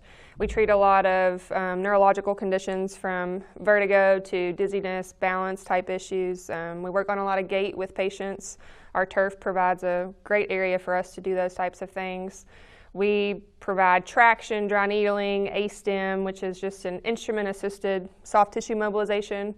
We have a lot of services and a lot of different certifications within our licensed individuals that can provide a pretty good variety of treatments for our patients. And with diabetic patients, there's some procedures that you provide too? Neuropathy is something that we see quite a bit of. There is an anodyne treatment that we use with some of those patients. And then again, as far as the gait side that it's related to a lot of those neuro problems, we use a lot of our turf for that as well. COVID-19 has probably affected your business, so Yes. talk about what's been going on with COVID-19. So all of physical therapy across the board was shut down for roughly a week, a little bit less than that just depending on what area you were in. They deemed us as non-essential to start. And then a lot of people went to bat for us, thankfully, saying that we are essential, which we definitely feel that we are. We were cut down to our caseload with just those urgent and emergent cases, which would be your surgical patients who needed to come to us so that they didn't end up worse than they were prior to surgery, fractures, really bad injuries that needed quick, if we didn't get to them quick, that they were going to be in a lot worse shape than they were off. So it cut us down quite a bit. We cut our caseload by probably 80%. We've slowly built that back up, so we're getting close to more what we would consider normal, but we can see a little bit of everything now, so we're thankful to be kind of free reign with everybody again. Well, and in regards to delivery of service, I'm sure that you all have always taken protective, absolutely, whatever type of protection you need in terms of keeping both you and the patient safe and things. In regards to athletics, high school athletics, you used to think, oh, those high school athletes, those middle school athletes, even elementary school athletes, they're young, their bones heal, their muscles heal. How many of those patients do you see on a regular basis? They do heal much quicker, but yes, they do still get hurt. That has actually gone down in number as well. The sports were cut back there for a while. People weren't getting out, so people weren't doing as much as they were prior to all this COVID stuff that occurred. And our caseload's getting back up to normal with that. Our kids make up, probably anywhere 25 to 50% of our caseload, just depending on the given time frame, sports seasons that we're in and things like that. It's definitely increased since the school sports have been allowed to play. I was not going to be surprised if we saw more, just because they weren't getting the time to practice and do things before they were playing games. But thankfully we haven't seen a whole lot of injuries, which is good for bad for business, but definitely good for the individual, and that's what we care about the most. Awesome. Yes. You are a former high school athlete at Central Hardin High School. Yes. Just briefly talk about those years. The glory days, as I like to call them. I played soccer and basketball both. I wouldn't trade those years for the world. I had very good coaches, very good teammates, and I just kept saying, I was telling patients and employers or our coworkers that I wouldn't trade those days for the world. So I can't imagine what some of these kids have gone through that haven't been able to play. They've missed out on not just senior years, but any year of high school, any year of middle school that you can't play those sports. That keeps so many kids not just out of trouble, but keeps them in shape, keeps the mental aspect of their lives in check too, which is so important. And I'm glad that they've been able to participate in a lot of those things now. I know there's still restrictions with it, but those are days that I wouldn't take away from my life, and I know that those kids wouldn't either. So I'm glad to see that they're back in session with a lot of that. And with your sponsorship, we're able to bring live coverage to those that can't attend the sporting events because we're limited in number. Correct. They can watch that event at home, and Right. they can stream it, and they can share it, and so that's a huge benefit. When you were an athlete, did you notice HCEC-TV? Oh yes, I did, absolutely. And that's such a good privilege for them, especially with having limited tickets. I come from a very large family, which we were just talking about. So thinking about my parents, my aunts and uncles that came to games, or even just friends, you've got so many classmates that you hope can be there. Again, that's part of the glory days, as I call them. Your friends going and cheering you on.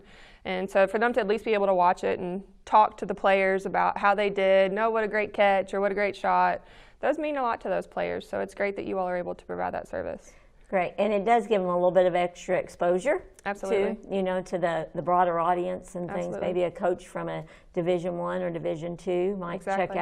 check you out. So, what about your commitment to the community? PTA is very involved. What are some of those things that you all really enjoy participating in? So sponsorship is something that Guy Wallace is big on too. There's a lot of different recreational leagues that he's a part of from all of his kids that participate, but the marketing aspect, there's a lot that they're involved in with that as well. Our athletes are, I say, some of our prized possessions, but it's really great to be able to work with them, just to be able to see them get back on the field. Working with any patient is excellent, but when we can get our athletes specifically back to a school setting, whether it's just going to class because they can get off their crutches or get out of their wheelchair or get back on the field or court, it's great that we're able to play such a big role in that for them. Awesome. Yes. For individuals that would like to contact physical therapy associates, what can they do? They can call our office at 270-234-1569.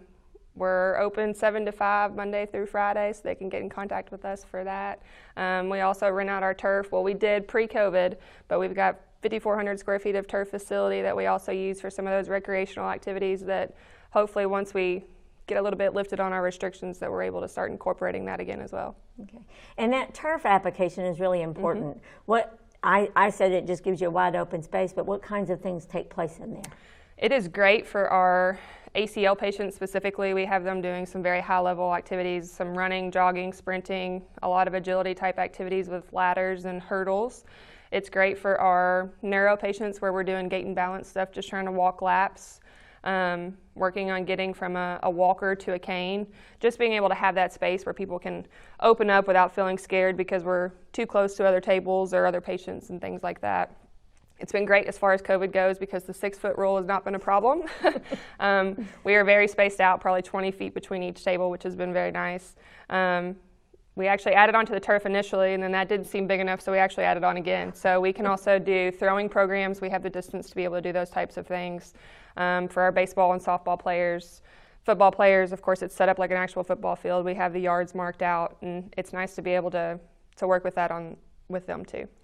I would say that physical therapy is one of those areas that has exploded in the last even decade. Right.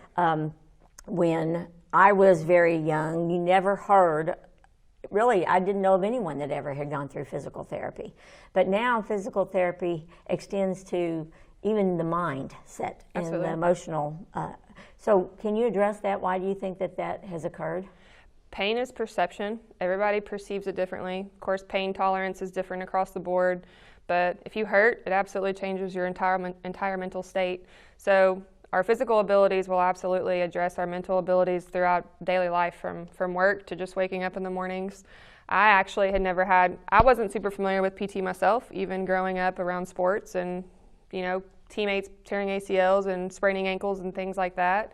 I went to school actually to be a dentist to start, so I thankfully had some great mentors that led me to PT with my background and my love for the body, the anatomy, and all of that stuff that I loved class-wise.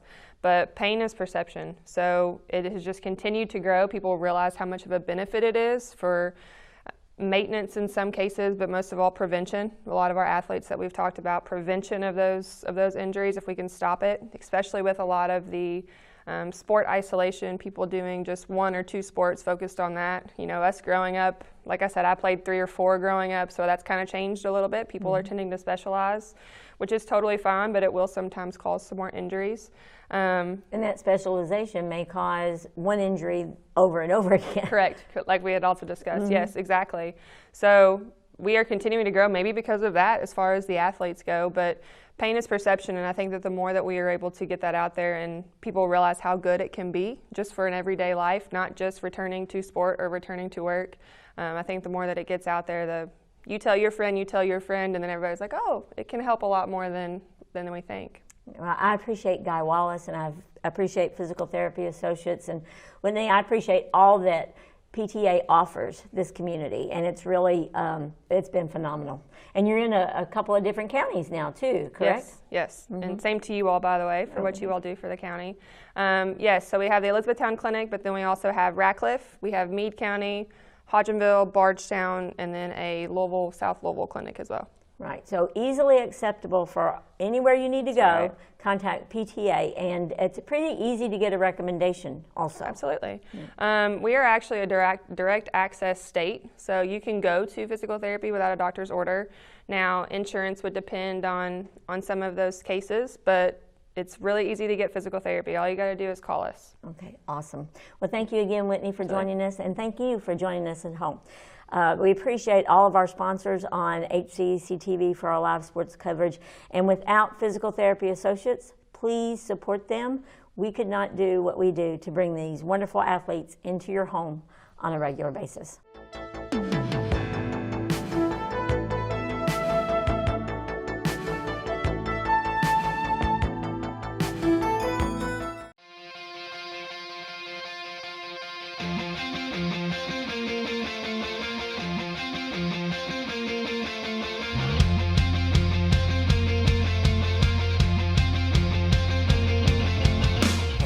I am Kyler Barkley. I am with the Media Arts program in HCEC-TV. I am a third-year student, and today I am interviewing one of our longtime sponsors, President of West Point Bank, Josh Hubbard.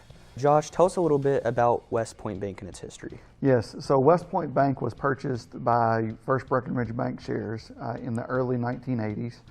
We were one facility there in West Point, and we've expanded from West Point into Upton, Glendale, Radcliffe, and Elizabethtown. So we have 5 locations throughout Hardin County, owned by First Breckenridge Bank shares, which owns several other banks throughout the Central Kentucky region. But West Point Bank is in Hardin County with one location in Upton, which is actually in LaRue County, but 4 branches in Hardin County and 1 in LaRue County. Could you tell us a little bit about services offered new and old? Absolutely. So West Point Bank is a full-service bank. We provide free checking accounts, savings accounts, certificates of deposit, IRAs. We also make loans for just about anything. 1 to 4 family, primary residence loans, farm loans, agricultural loans, multifamily, automobile loans, you name it, we can pretty much do it when it comes to banking. So we obviously, like I said, are a full-service bank. Is there any specific areas of involvement in your community that the bank makes? Yes, so we really strive to serve the communities that we operate in, primarily all of Hardin and the surrounding counties. We pride ourselves in our employees living, working, going to church in the communities that our banks are located in. So whether it be participating with HCEC-TV, doing the sports coverage, the Heartland Parade, West Point River Days, Glendale Spring Fest, Upton Days, just the Hooray for Heroes or the Radcliffe Mayor's Breakfast, whatever that may be, we really strive to be involved and give back to the communities that we serve. So you were talking about community involvement and HCEC-TV sport coverage.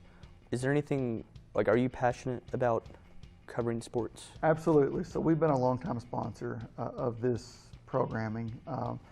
When I grew up in high school, when I was growing up in high school, I obviously played high school sports. My son plays high school sports. A lot of the employees who work for me, their children play high school sports. And I just think that sports are great for children of all ages. It teaches them a lot of things. One, how to be a good teammate. You need to be a good teammate in order to be a good employee. It teaches them accountability. It teaches them work ethic. I think it teaches them how to win and how to lose. You know, life can be hard. There's going to be ups and downs, and winning a game, losing a game, winning as a team, losing as a team. I think it just gives valuable insight to just life in general by playing sports. I completely agree and understand, and we appreciate your sponsorship. Now, is there any other extra information you would like to let the viewing audience know? Just in general, West Point Bank, like I said, we strive to provide the best possible customer service that we can provide. We are extremely enthusiastic about the communities that we serve, the citizens in those communities, and we would really like to be your bank and to establish a relationship with you if we don't have one, and if we do have a relationship with you, to just further expand upon that relationship. We are, again, strive to provide the absolute best customer service and just, are just thrilled to be a part of the community that we serve. How can people get additional information about your bank? Do you have any sort of contact? Yes, so we obviously, as I said earlier, we have 5 locations or 4 locations in Hardin County, 1 in LaRue County. So West Point, Radcliffe, Elizabethtown, Glendale, and Upton. You can follow us on Facebook. You can like our Facebook page. You can also visit us at westpointbank.com. All right. Thank you again for your continued support. We wouldn't be able to do it without your support. Again, we appreciate you, and let's have a good season.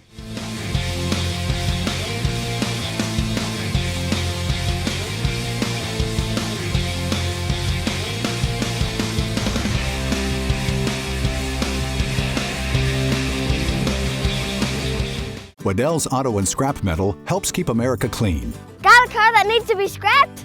Older friction not working?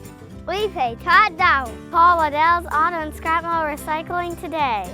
Family owned and operated for over 40 years. Premier Metal Recycling Company, we even handle the unloading. Waddell's Auto and Scrap, now with 2 locations. Do your part.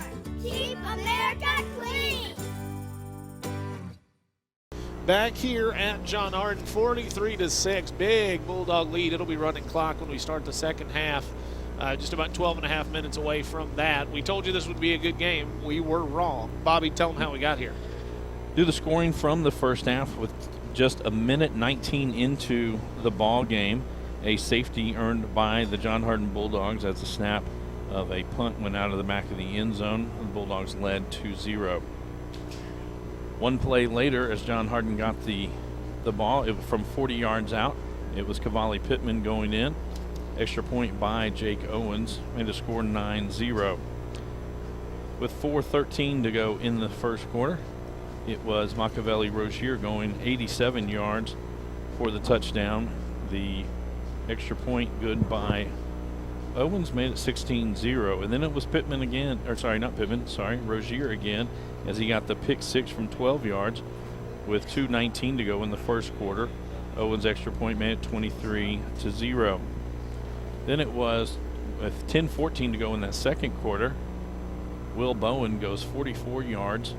The extra point was no good. Moore got on the scoreboard. It was 23-6. With 10:02 to go, the kickoff after the Bowen touchdown, it was Lamaris Bowen going 73 yards for the kickoff return. Owens' extra point made it 30-6. And then it was Layson Anderson first going in from 2 yards out with 4:07 to go in the first half. Extra point made it 37-6. And then with just 47 seconds left in the first half of play, Anderson scores from 1 yard out. The extra point was blocked, and that brings us to our halftime score of 43-6. Team stats from the first half. First for the visitors on the scoreboard. Moore had 31 rushing plays for 165 yards. They ran 2 pass plays for 0, so they had 165 yards on 33 plays from scrimmage. For the Bulldogs, they had 11 rushing plays for 182 yards. They were 1 for 3, passing the ball for 37 yards. So they ran a total of 14 plays for 219 yards in that first half. Individual stats, first for Moore. I believe it was Keon Johnson in there the first 2 plays. He jumped on one, then was tackled in the backfield, 2 carries for negative 10 yards. Will Bowen has 13 carries for 78 yards. The backup quarterback, Mosiah Williams, had 9 carries for 36 yards. Martin Hines had 4 carries for 57 yards. Then it was Donovan McCready with 2 carries for 3 yards. And closing out the running attack, Tavion Taylor, 1 carry for 4 yards. Williams was 0 for 2 passing, did have 1 interception. For John Harden, Layson Anderson had 7 carries for 42 yards and 2 touchdowns. Nakavelli Regier with 1 carry for 87 yards and a touchdown. Cavalli Pittman, 2 carries for 51 yards. And Amari Simon had 1 carry for 2 yards. Jabari Wilson, 1 for 3 passing the football for 37 yards. And that 37-yard completion was to Dante Jones. Again, Moore with 165 yards all on the ground in the first half. John Harden with 219 yards in the first half. Well, they double their passing yardage output on one play. They have, in the first half, doubled their points for on the year. You cannot overstate, with all the challenges that John Harden is facing with the youth of this team, seeing things work. Yep. Has got to be, obviously you don't want them to get used to this, because you're going to get number 4 in 4A Spencer County in a couple of weeks. Yep. You get Marion County next week, another winnable football game. That's here at the Dog Pound as well.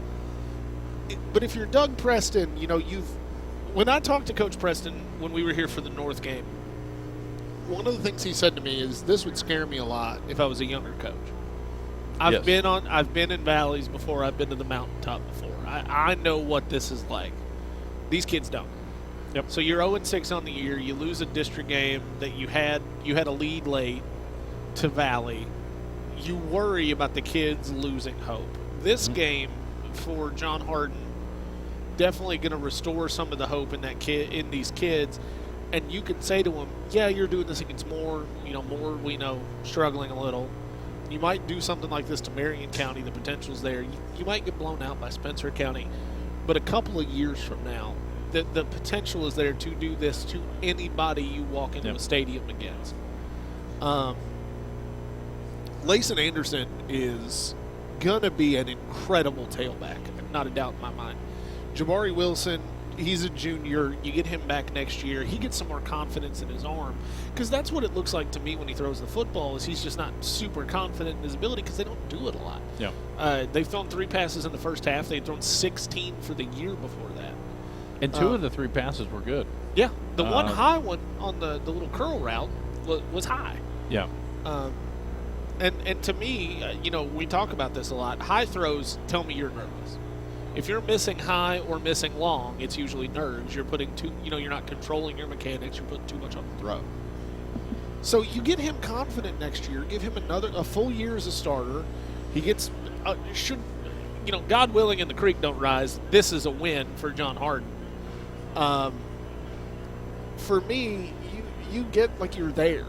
You're saying you can do this to anybody. You've got to believe you can do it to anybody. The only disappointment for me, Bob, in the first half in the Bulldogs is that Jay Goins didn't get to kick that field goal. Yeah, I understand that. I get that as well. And makes sense. But if that's the thing I'm upset about, that's a good half of football. Yeah. It's good to get into the habit of winning and understanding what that feels like and understanding what that week was like, because it's not going to get any easier. And we've talked about, the only 6A team that they don't play in the district is Barron County. They'll play Meade County to close out the season. That has usually been a really, really good football game in years past. I don't know that it'll be as much of one this year. Meade County who we might end up with next week. We'll have to check our local listings on exactly which game we do have. But Meade County the other night against North Hardin did a really good job of running and passing the ball. And it'll be interesting because they'll have to take on Central Hardin before too long. Those are the two teams that have victories in that district. But back to our ball game here, getting used to winning and understanding what it takes to win is just as important as having a close loss, because you need to have what that taste of success is like. Like, it will be fun to celebrate.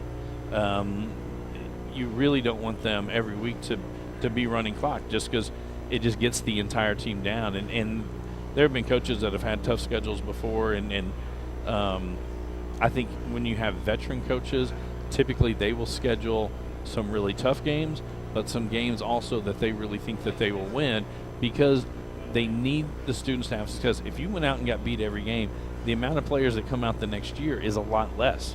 And John Hardin needs bodies to come out. Heck, I'm talking about more here with only 26 players dressing. You've got to have more than that. And you need that with some victories, because those guys will walk around the halls being proud, and there'll be other players, I'll come out and play now. But for John Hardin in that first half, I thought execution on running the football was really, really good. Again, 11 carries, 182 yards of offense. They did a really good job of getting to the blocks, finding the holes. Backs did a good job of not only just running to where the ball was supposed to, but running away from the defenders. Pittman's long one, Rozier's long one. Finding gaps. They were impressive, to say the least, as Jake Owens is out here kicking just casually from 50. 3:29 to go before the 3-minute bonus in the half. We will be back after this commercial break with more. John Hardin leads 43-6. Running clock coming in the third quarter. Before we go to break, I want to thank John White and Kyler Barkley, our producers for Hardin County Educational Community Television this evening, as well as student videographers Zane Jones and Jonathan Bland. I'm Zach Newton, always with Bobby Thompson for football. Always good to be here. We'll be back with more after this on ESPN Radio.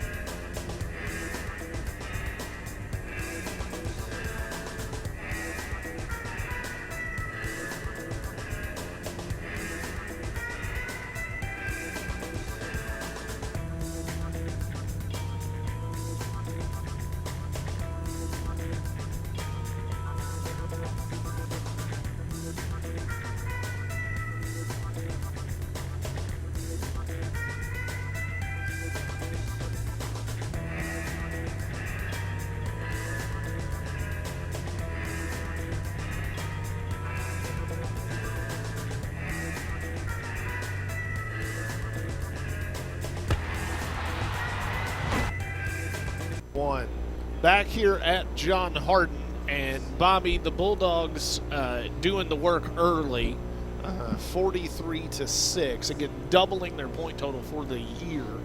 as they will theoretically move to 500 in district play on the year at 1-1. Jake Owens now kicking from 55. But it's what they've done tonight. That was a bad one. Didn't get that one. What John did on the defensive side, I think, has been really good as well, other than letting runners get to the outside. When the runners have gotten to the outside, John, the long run, the touchdown run by Bowen, but there was also a long run, I think, by Hines, or Williams, one of the others, that John Harden got basically outmanned to that side. They didn't adjust over. They didn't have it looked like they were missing a linebacker to that side, and that's something they've got to shore up. Defensively, as far as throwing the football, they're not going to have any trouble tonight whatsoever, because that's not what Moore's going to be able to do. And so I think for the Bulldogs, again, it's a little bit more, as he just misses from 55. Yeah, just short from 55. But I think they've got some fundamentals, especially on the backside of the defense.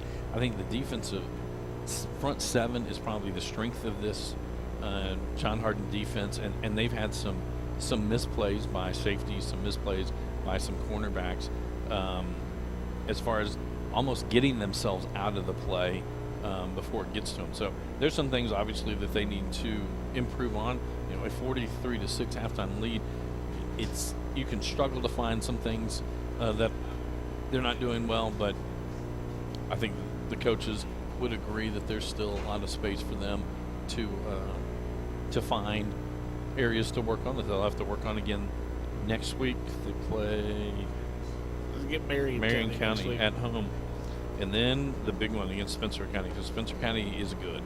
Spencer County is very good. Yep. I think they're 4th in Class 4A in RPI. Minute and a half to go. We'll be back after this. One more commercial break, and then the third quarter comes your way. Running clock in effect, 43-6. John Harden leads on ESPN Radio 106.1, AM 1400, ESPNRadio1061.com, as well as live on Hardin County Educational Community Television. Back with more after this.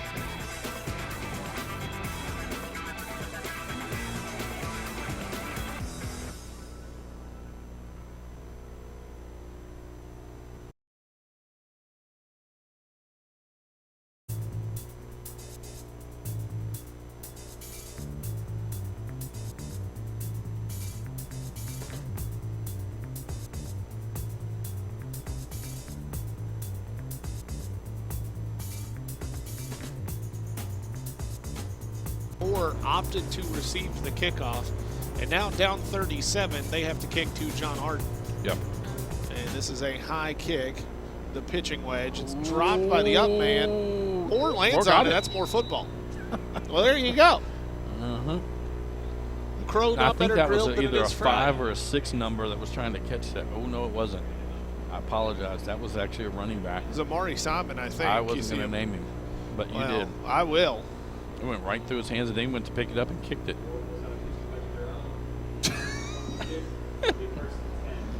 Eric Kravitsky might be having too much fun. 11:20 to go now. Again, clock running with a 37-point deficit for the Mustangs, but they will take over with really good field position on the 33-yard line of John Harden. Can they turn this into points? Yes. I wonder if Bowen's going to be back out there. Let's see what they do as we've got a... Please don't tell me we already have a timeout. John Harden takes a timeout. Just for you, Bobby. We'll take it with him. Be back with more. 43-6, 11:04 to go in the third quarter as John Harden takes their first timeout. Back with more on ESPN Radio 106.1 and HCEC-TV after this.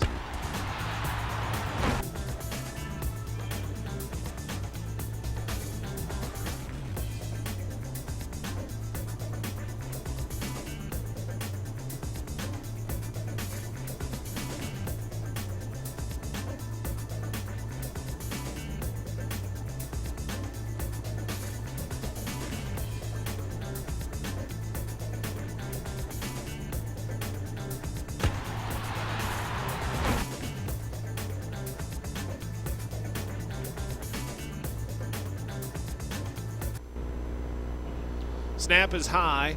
It is taken in by, I believe that is once again Donovan McCready. McCready will get to the outside, but I don't know if he got back to the line of scrimmage from here.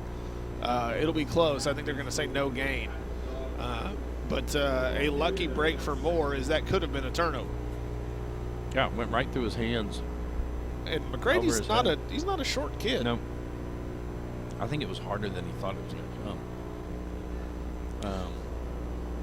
2nd and 10 for the Mustangs. And I don't see Bowen think Bowen is out there. So McCready is now taking snaps at the quarterback position. That's a better snap. Toss out to Williams. Williams makes a nice move to the edge, but he's not going to get anywhere. I think they're going to say maybe a gain of half a yard, 1 yard on the play. And they'll bring up 3rd and 9. And again, trying to get it to the outside, to the right. I think that's where they have had more success at. The pun obviously not intended. Right. I think this just unfazed. A tight end just traded gloves with a receiver, so it makes me think this receiver thinks he might get a ball. Well, it'll be interesting to see what they do here. Again, McCready now in at quarterback. It had been Messiah Williams for most of the first half. Will Bowen took a couple snaps, but he is not out there. It's a reverse. Fumble. It's fumbled, and Moore will fall on it. It'll be 4th and 12. That was bad. Good play design, but actually it was being blown up on the inside. There was a lot of penetration right up the middle from the Bulldogs. I'm not sure if that play, even with Bowen in the game, I don't know that he would have been able to get away from some of that. So 4th and long. I think we're probably going to have to throw the ball here. So interesting to see what they do. 9 minutes to go, clock running. 43-6 is your score. Man in motion. They will hand off to Williams. Williams will look and find nothing. Machiavelli Rozier in on the play, and it'll be 1st and 10 for John Harden. And again, another loss on the play. Back in the backfield. Turnover on downs. 1st and 10, Bulldogs. So the Bulldogs will come back out. I fully expect they'll probably. I don't think they've given Pittman only had 2 carries in the first half. The first one was a touchdown, and then he had an 11-yard pickup after that. It's a pretty good day at the office, though. Yeah. 2 carries, you're over 50 yards, you got a touchdown. Do they have 11? I count 4, 5, 6, 7, 8, 9, 10. Yeah, they do. So Rozier back in at fullback. Rozier now. in the backfield. He only has 1 carry on the day. Man in motion is Hardiman. Bounces right into his hands. He's going to get to the edge. He's going to run over a Mustang for a gain of about 5 as he gets a lucky bounce. That could have gone so far another way. But fortunately, everything coming up Millhouse again. Right back to him, as he actually either he came across the formation too fast, or the snap was called too late, because they barely got the handoff. Actually, they didn't get the handoff as it bounced to the ground. Able to pick it up and get 5 on the play, bring it down, second down and 5 now for the Bulldogs. 7:25 to go. Wilson under center, where he has been all night. Hardeman in motion, drops back, looks, pump fakes. He's in trouble, and Moore that's a. I don't know if you would call that a coverage sack. He probably could have thrown the football, opted not to. Well, they'll lose a couple on the play. Okay, so they had a wideout run and a go route on the outside. Anderson from the wingback spot was going straight down the field. That's who he was looking for. Anderson was actually covered up by a linebacker when he started to look. And for Wilson, what he needs to do is then know what's the next route, because they had a swing route coming that was open the entire time, but it wasn't downfield. When he looked at Anderson, he had immediately come off of it and throw to the outside, and it would have been there with a lot of room to run. Now 3rd down and 8. 3rd and 8, Wilson under center. It's a handoff to the edge. This is going to be Dante Jones, and Dante Jones has a 1st down and more across midfield. He will get down close to the Mustang, looks like the 43-yard line. But that's a 1st down, John Harden. 19-yard pickup on that carry. To go with his 37-yard reception earlier in the game. Only one with multiple stat lines. 6:07 to go here in the 3rd quarter. Again, 43-6 our score. John Harden on top of Moore. And John Harden with a lot of success in the first half. Had a pick 6. They had a kickoff return. And then big heaping pile of rushing touchdowns beyond that. Wilson under center, 1st and 10 for the Bulldogs. And they will go, it's misdirection to Anderson. He's got the edge. Bobby, this is trouble. Oh, he runs into his blocker, stays on his feet, and will be inside the red zone for John Harden. And Bobby, I think he wanted to cut inside of the blocker, and the blocker just stopped. Yeah, he doesn't get enough push quick enough to get out of Anderson's way. No. If the blocker can get clear, that's a touchdown. Oh, yeah. It was, and as the defensive back, he did a really good job. He gave ground and then really stood strong right as Anderson was trying to cut back, and it was basically 3 players ran together. Unfortunately, the wideout for the Bulldogs was the one who should get the credit for that tackle. Yeah. But, a good pickup still. That was a 23-yard pickup by Anderson. Gives him 8 carries for 65 yards on the night. 1st down inside the red zone, 4:50 to go. 1 fullback, couple of split backs. Wilson in trouble, gets away. He's rolling. He's looking downfield, floats one, looking for Anderson. Or it might have been long intended for Jones. Anderson was in the area, though, Bobby, but I don't think he was looking for it because he probably could have laid out and at least got a hand on the ball. And I don't know how to say this the right way. Wilson, it was a blown play. Wilson, the design of that play, I think, was to roll the other way because he turned and nobody was where he turned at outside of the from the snap. And when he rolled to the outside, went to his left, he actually had a lot of running room in front of him and elected to throw it downfield. That is not something he did earlier in the year. Earlier in the year, he quickly would pull it and put it down. That falls incomplete as between receivers. Now 2nd down and 10. 3:58 to go in the quarter. Oh, they fake the handoff. He's looking downfield. He's got a man. That's a touchdown pass for 25. John Harden to T.J. Williams. The leading tackler for the Bulldogs has their first touchdown catch of the year. It's 49-6, the extra point on the way. And John Harden in the neighborhood of half 100 here on Louisville Moore. Is Eric Kravitsky getting a workout in tonight. It's like a good, like a screamer. It's in a band voice.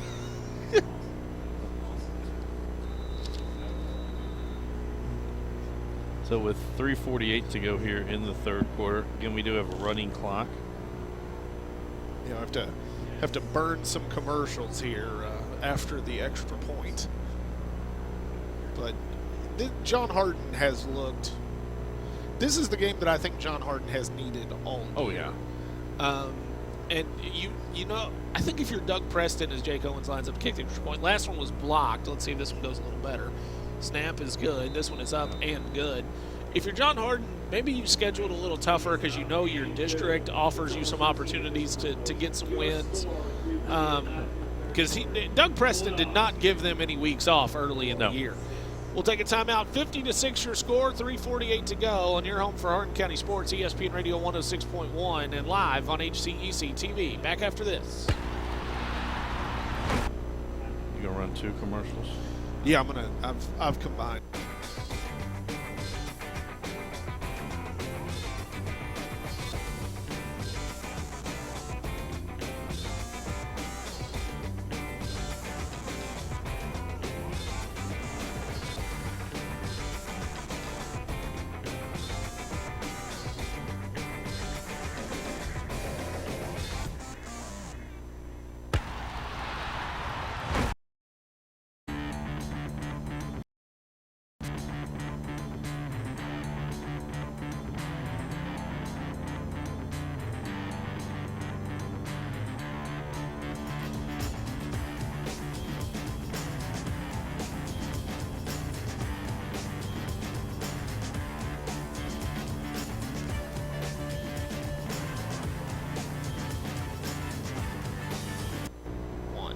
Back here, squib kick from Jake Owens rolls into the hands of Louisville Moore, and they will be wrapped up and taken down. And I hear some cheering, I think, from the Bulldogs. Yeah, and somebody made a tackle and get in the game. And not sure. It's Thorne. Tackle led by number 88, Thorne Claycam. Listen, I don't know why we're so excited about that kid. I will tell you, though, great name. Yeah. Certainly a candidate for the all-name team. I will tell you, we had Fort Knox years ago, this is after I was there, though, they had an exchange student that came over and wanted to kick for the football team. He was a soccer player, and he begged the coaches to be on the kickoff to run down. They would make him always stay back. And in a game, which at that time it was a state record, 12 extra points in a game, he actually ran down and made a tackle, and the place went nuts. But then he had to miss 2 weeks later because he had a red card in the soccer game, and you can't play the next event that you play at KHSAA, which was a Friday night football game. That's wild. 50-6 your score. Louisville Moore now lining up under center. We'll have a running play here for a gain of about 1. Not sure who the ball carrier was right away. I think it's that big, that's that big kid they've had playing fullback. 26? Might be 36, Jeremy Hughes, who they listed 5'10 and a half. They don't have a weight, but thick is a descriptor we can safely use even at this distance from up high above the dog pound here at John Harden. Again, this one all Bulldogs early. 50-6 now your score. Clock running, 1:50 to go here in the third quarter. Moore is now in the wing tee. Yep. Snap is bobbled. It's on the ground. The Bulldogs pick it up. Yep. There will not be a scoop and score, as I believe that is T.J. Williams. Just stuff the stat sheet, young man. And yes, up this point, the starters still are in the game for the Bulldogs. And again, I think it's for reps. We've seen them stay in the game in other running clocks. I think it's to get reps. And we even saw it like on the last series when John Harden tried to throw the football. They need work in that. So let's do it right here. We've got a team that's trying to stop us. It allows you to continue. We're going to have a change at quarterback. It should be Austin Richardson. Austin Richardson has checked in at quarterback. Handoff is fumbled by B.J. Stewart, and Stewart might go. Oh, flag. Flag late. Flag late to where no one was actually at. He really has to move that flag because nobody was at the 5-yard line. And the referee gets popped. Did he? Yeah, the player for Moore, I think, still down. He's back on his feet now, but yeah, they B.J. Stewart got knocked into the referee. Not sure what the flag is.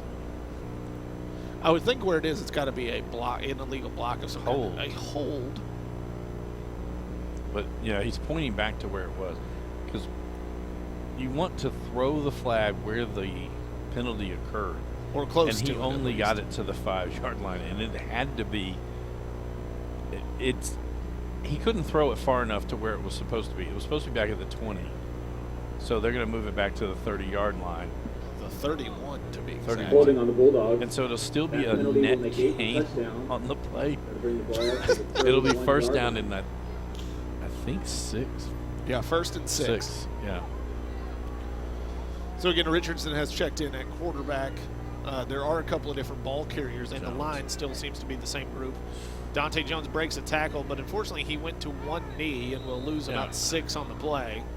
And why that play didn't work there, they gave it to Jones on a sweep to the left, and he tried to go around the defensive end, who the tackle was actually trying to push him to the outside. The hole was back inside, and a lot of times running backs, especially if you've been successful at like a middle school level where you can outrun most players, that doesn't happen at the high school level. He should have put his foot in the ground and turned up. Third quarter comes to a close, 50-6. John Hardin on top of more. We'll be right back. You're listening to the Hardin County Football Game of the Week on ESPN Radio 101.5. Sorry, no, we're on 106.1. Bob, you're fired. It's ESPN Radio 106.1 AM 1400, streaming on ESPNRadio1061.com, as well as live on Hardin County Educational Community Television. I'll have a new color commentator when we come back. 50-6, the Bulldogs lead.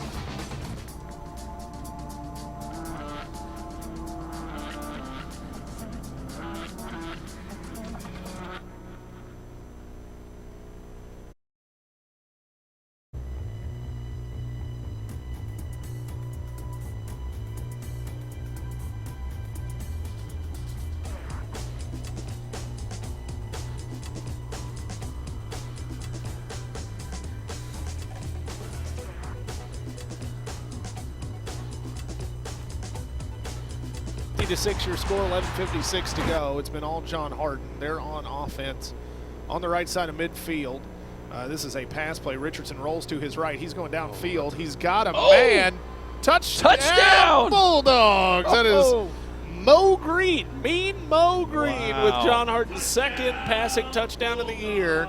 36 yards. And that's Bob, that clean doubles his total for the year. Wow. And I think might move, it's close to a tie between him and Wilson.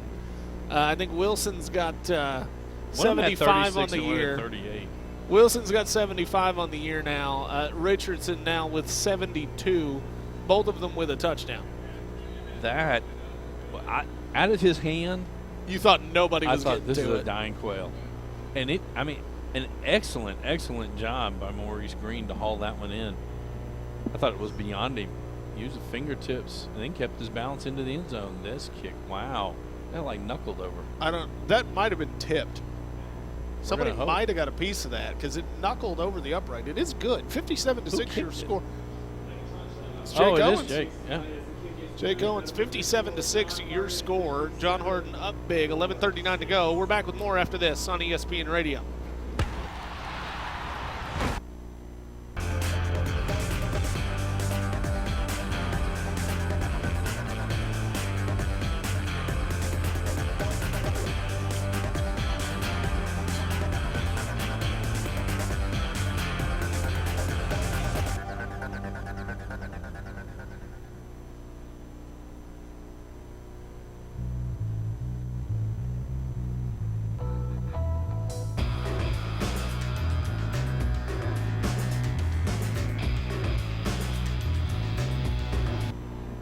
Back here on ESPN Radio, 57-6 your score. Also live on Hardin County Educational and Community Television. We have had a lot of fun with this one.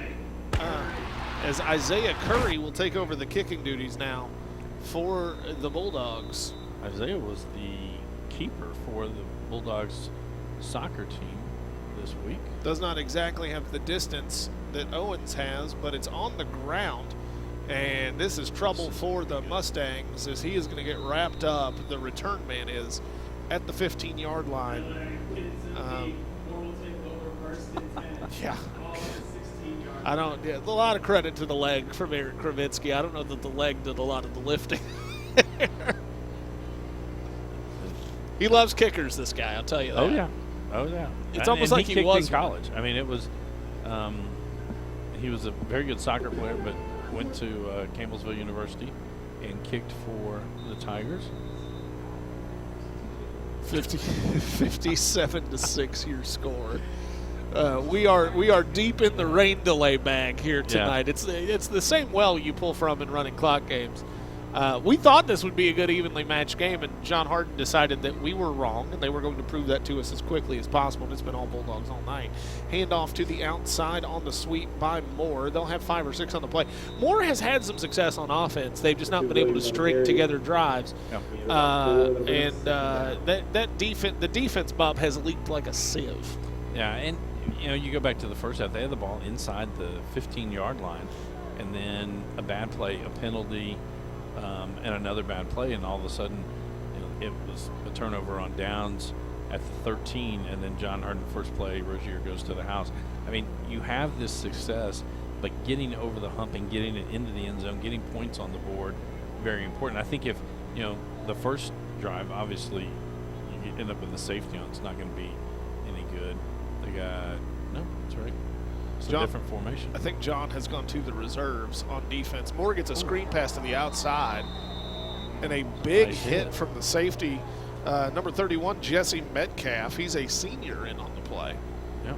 But I also see Layson Anderson was in at linebacker. He's still out there. I don't see Solomon Bennett. No. That's why I think they've gone to at least in the front 7, the reserves. Caden Chitwood has been a first-team defensive player tonight, as has Derek Hardiman. So I think the D-backs are still maybe the first team, but the front 7, they have gone to the well. Yeah, and it's good to get players in. Get them, again, you got to have snaps. If you're a second teamer, you don't get the same quality of snaps in practice. Man, they have really shifted. They expect them to go back towards the middle of the field. 3rd and 1. Oh, that guy just ran past the line of scrimmage. They hadn't gotten set yet, so good for him. Man in motion. They're going to go to the edge. They didn't have enough people in the line of scrimmage. So that first down gain will be negated. No.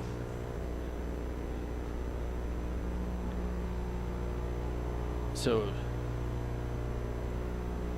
illegal procedure. I don't think they had enough players on the line of scrimmage. I think they called the wrong play. It's still a 5-yard penalty. So it stays 3rd down. Yep. Just moving back 5. It'll be 6 to go. John Harden will bring in another defensive lineman. This one, number 77, Jason Scott, a sophomore. He will go to nose tackle. That's a big sophomore, Bob. Yeah. And 244. Has him in class, so this could be really loud if he's able to make this tackle. Let's see what he does here. Moore takes the snap. Ooh, he got double teamed. Yeah, he got double teamed, and he's still getting double teamed. But that freed up the defensive end off the edge. I believe that was Kavon Black. I'm glad you saw that because I was just watching him. But that's what the linemen's there to do. He took on 2 blockers, and then that allows the linebackers to get through. I mean, that's exactly what you're supposed to do as a nose tackle. Just swallow up offensive linemen. I don't know exactly if I'd go to swallow on that one because they got him. I mean, he was moved off his spot. Yeah, but how many of them did it take to do it? Because that's the important question. 2. Because that's a linebacker somewhere who is now they go to a 4-down lineman set. In the guard tackle. Try to shoot the gap. 2 wide receivers, a split in, man in motion. They hand off, going to the left. They'll find an edge, and also a pack of dogs out there on 4th down. Turnover on downs. And John Harden has forced another turnover on downs. Let's see which offensive unit they send in here. Pack of dogs. That'll bring us turnover right now. 1st and 10, Bulldogs. Yeah, John. Lyon's a sophomore lineman. We have talked about this. This John Harden team, 2 years from now, will be really good. 3 years, the skill players really start to come into their own. They're still going to need stuff from Bluegrass, and I did not get to watch Bluegrass. I did watch JTA and North Middle solely because of we're going to have a timeout. Solely because they were in the middle school championship game. But 6:16, we'll be back after this timeout. You're on ESPN Radio 106.1 AM 1400, streaming live at ESPNRadio1061.com and live on HCEC-TV. Bulldogs, just a second.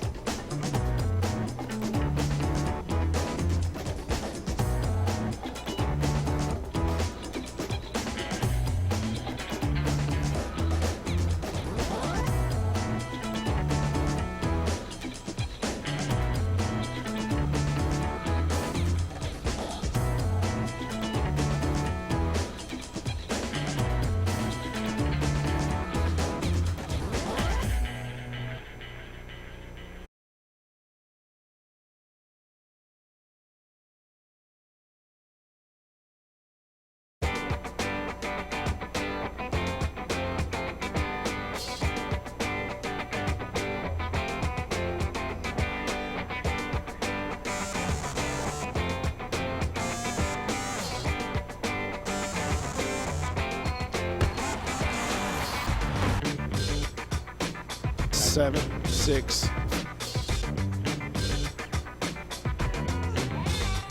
Flag down on first down for the Bulldogs. It is Jones. And it's got to be a hold, I think. Holding on the Bulldogs. It is. So That'll that's a negate the game. 10-yard penalty. Brings back, it'll repeat first down. No, repeat first down. Richardson in at quarterback. I think John Harden has gone to the second team here. Oh, yeah. Yeah. Jones plays first team as a wideout. He's been moved into the backfield. He came out for this play. This one, again, 57-6 your Stewart score. will be the deep back this time. So Richardson, a freshman at quarterback, getting some reps. They'll go to Stewart. He'll go up the middle, looks for some running room, does not find any. He may get a yard. I'll give him 2. They're going to tell him he's going to run the ball into the hole. That'll bring up second down. He kind of started chopping his feet really quickly, trying to avoid where the hole was at, instead of just hitting the hole as hard as you can. Even if you run into one of your own running backs on a play like that, which was a power play, going over to the left side, he's got to run the ball harder into the line of scrimmage. Yeah, he looked like he tried to make a like a Le'Veon Bell-esque move and had some success running the ball. Is not quite Le'Veon Bell good yet. So tiptoeing in the tulips. Yeah, they're going to need that man to hit the hole aggressively like some of his compatriots have. And they go, oh, it's play action. Richardson on the keeper. He's got the edge. I don't know. He's going to run into trouble or he's going to run through trouble. He gets close to the original line of scrimmage. He gets tackled a little awkwardly, but is back on his feet. And it'll be third and I think back close to 10. Down. Yeah, it'll be third and 10, a gain of 9 on the play. Chris Dunn needs to be really happy Richardson kept the ball. Dunn was the the tailback in that, and that's who the play action was gone through. And there was an unblocked linebacker coming through that recognized that Dunn didn't have the ball and just kind of threw him a little shoulder and then started chasing after Richardson. That play was read correctly by a linebacker and almost blown up. So John Harden will stay in that power I formation, 2 fullbacks, 1 tailback. That is number 16, I think, Derek Hardiman. And this one goes off the edge. He's got a nice run here. Yep. Still going to be short of the first down, but I think they'll get 7 or 8 back.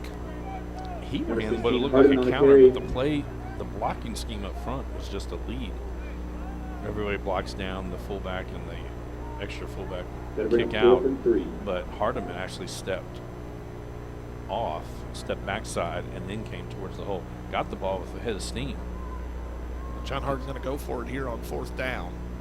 57-6 your score, 3:08 to go.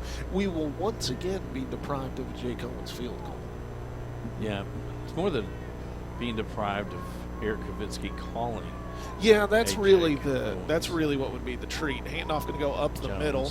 This is to Jones, and Jones has a first down with forward progress. There's no whistle, and he gets thrown to the ground, but too late, the damage done. Number 7, Dante First Jones, and goal another for John Bulldog. Harden from the First 9. down. Again, they run. It's either been power to the left side or quarterback fakes it and rolls away. Well, they had opened up the playbook a little bit earlier, and now that the reserves are in, they have closed it right back up. Yeah, you go with, the hope is we get everybody lined up where they're supposed to, and everybody blocks or runs where they're supposed to. It's gone okay so far. Yep. 2:10 to go, 57-6 again your score. 18 gets this ball. You think? Yep. He's a tailback. Chris Dunn in at tailback. Bobby has called the shot. He gets it. He fumbled the ball and fell on it after he ran into the fullback. After, I can't tell which Moore got in there and blew that up. Yep. Number 18, Chris Dunn on the carry. They'll bring up second down. So nothing doing there. I think here, again, you're up 51, minute and a half to go. Let Richardson throw it once. He threw it once. He threw a touchdown. He threw it once? Yeah. He's going to run it this time. Oh, are you calling the keeper? I think he does. Stewart's going to be the tailback. They've rotated through 5 tailbacks in this drive alone. Throw spaghetti at the wall and see what sticks. Nope. No, they go to Stewart. He runs right into a defensive lineman. Yep. Now it's going to be 3rd and 9, 3rd and goal. Actually, they're giving them 3rd and 11. Yeah, so they're lost on the play, so it'll be 3rd and 11. Goal to go, a minute. We're inside a minute here. This one ending somewhat mercifully, 57-6 your score. I don't think 8's going to get the ball. He just checked in. There's not an 8 on the roster. I pray he doesn't get the ball, because we are going to disappoint his family. Yeah, if your kid wears number 8 for John Harden, we'd like to apologize in advance if he receives this handoff, because there's nothing we can do, and it's just a knee. Okay. So 27 that'll to go. run it out. That'll run it out. So we will get out of here. Final score from John Harden, 57-6, a huge Bulldog win. And with that, and you can hear the Bulldog that'll bring faithful us to and the end those of the players game. excited John to Harden get Bulldogs, a 57, notch in the win more, column this year. 6. They go to 1-1 in district play. 57-6 your score. Back with post-game coverage after this on ESPN Radio 106.1, AM 1400, ESPNRadio1061.com, as well as live on HCEC-TV.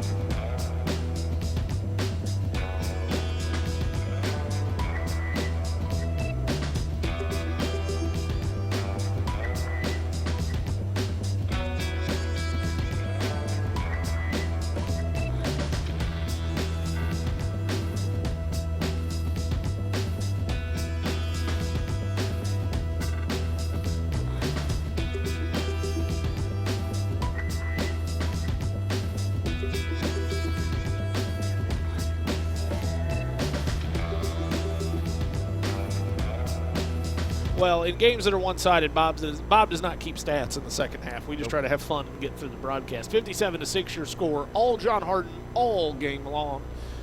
Moore does get on the board on a pretty nice little run play by Will Bowen. He did not play any in the second half after he got popped pretty good by Solomon Bennett, which is a theme of the evening for a couple of Moore players, as Bennett was a menace early in the game. And John Harden gets their first win of the year. They moved to 1-6, 1-1 in the district with another winnable game next week. Yeah, Marion County comes here to the Dog Pound, and if you're Coach Preston, it makes Monday's practice a little bit easier, a little bit more fun. You're like, yeah, we won, but we got to do this, and it's easier to build on that rather than talking about coming back. And I don't know if they're racing. I don't know what they're racing towards. Thought it might be the Gatorade, but that it is the Gatorade. Somebody's about to catch it, and it's really, really cold. Layson Anderson gets stopped in his tracks, solo carrying the Gatorade bucket,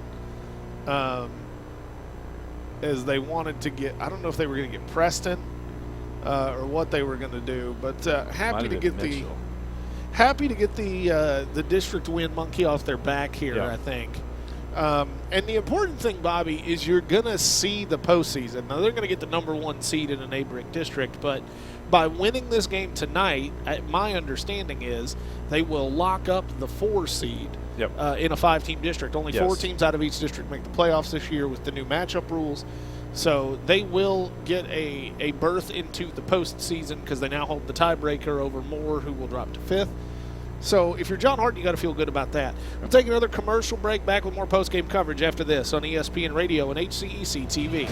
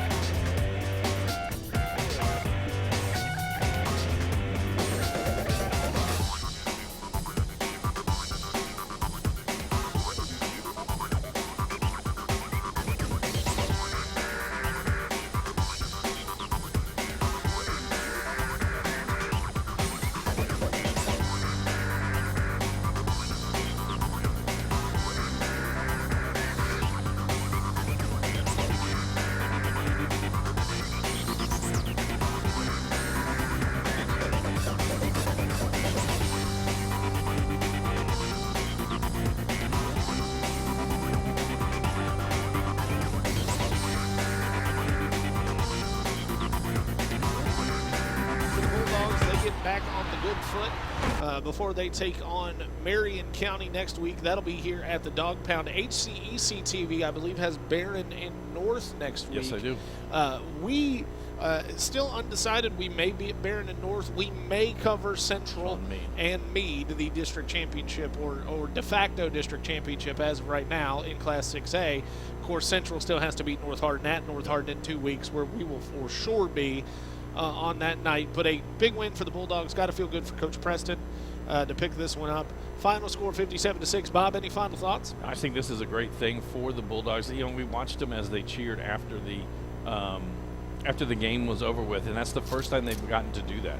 And it just sounds good, and that's what the coaches want. They want that good feeling for the kids, especially for the seniors, because I mean, obviously this is their last ride, and you know, it's a win over a district team. You now are assured of a playoff position, and so a really, really good night for the Bulldogs, and a good night to be a Bulldog. And you know, I'm happy that they are going to be able to cheer tonight and celebrate a victory. So a big win for them. Again, we'd like to thank HCEC-TV and their broadcast. They're a division of Hardin County Schools. Special thanks to the live sports coverage sponsors: Brandenburg Telecom, Physical Therapy Associates, eTownApartments.com, Waddell's Auto and Scrap Metal Recycling, eTown Exterminating, and West Point Bank. Producers for the HCEC-TV broadcast are John White and Kyler Barkley.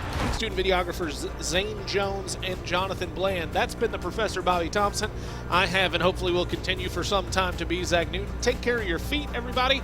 We will see you next week with Central Hardin and Meade County on your home for the Hardin County High School Game of the Week.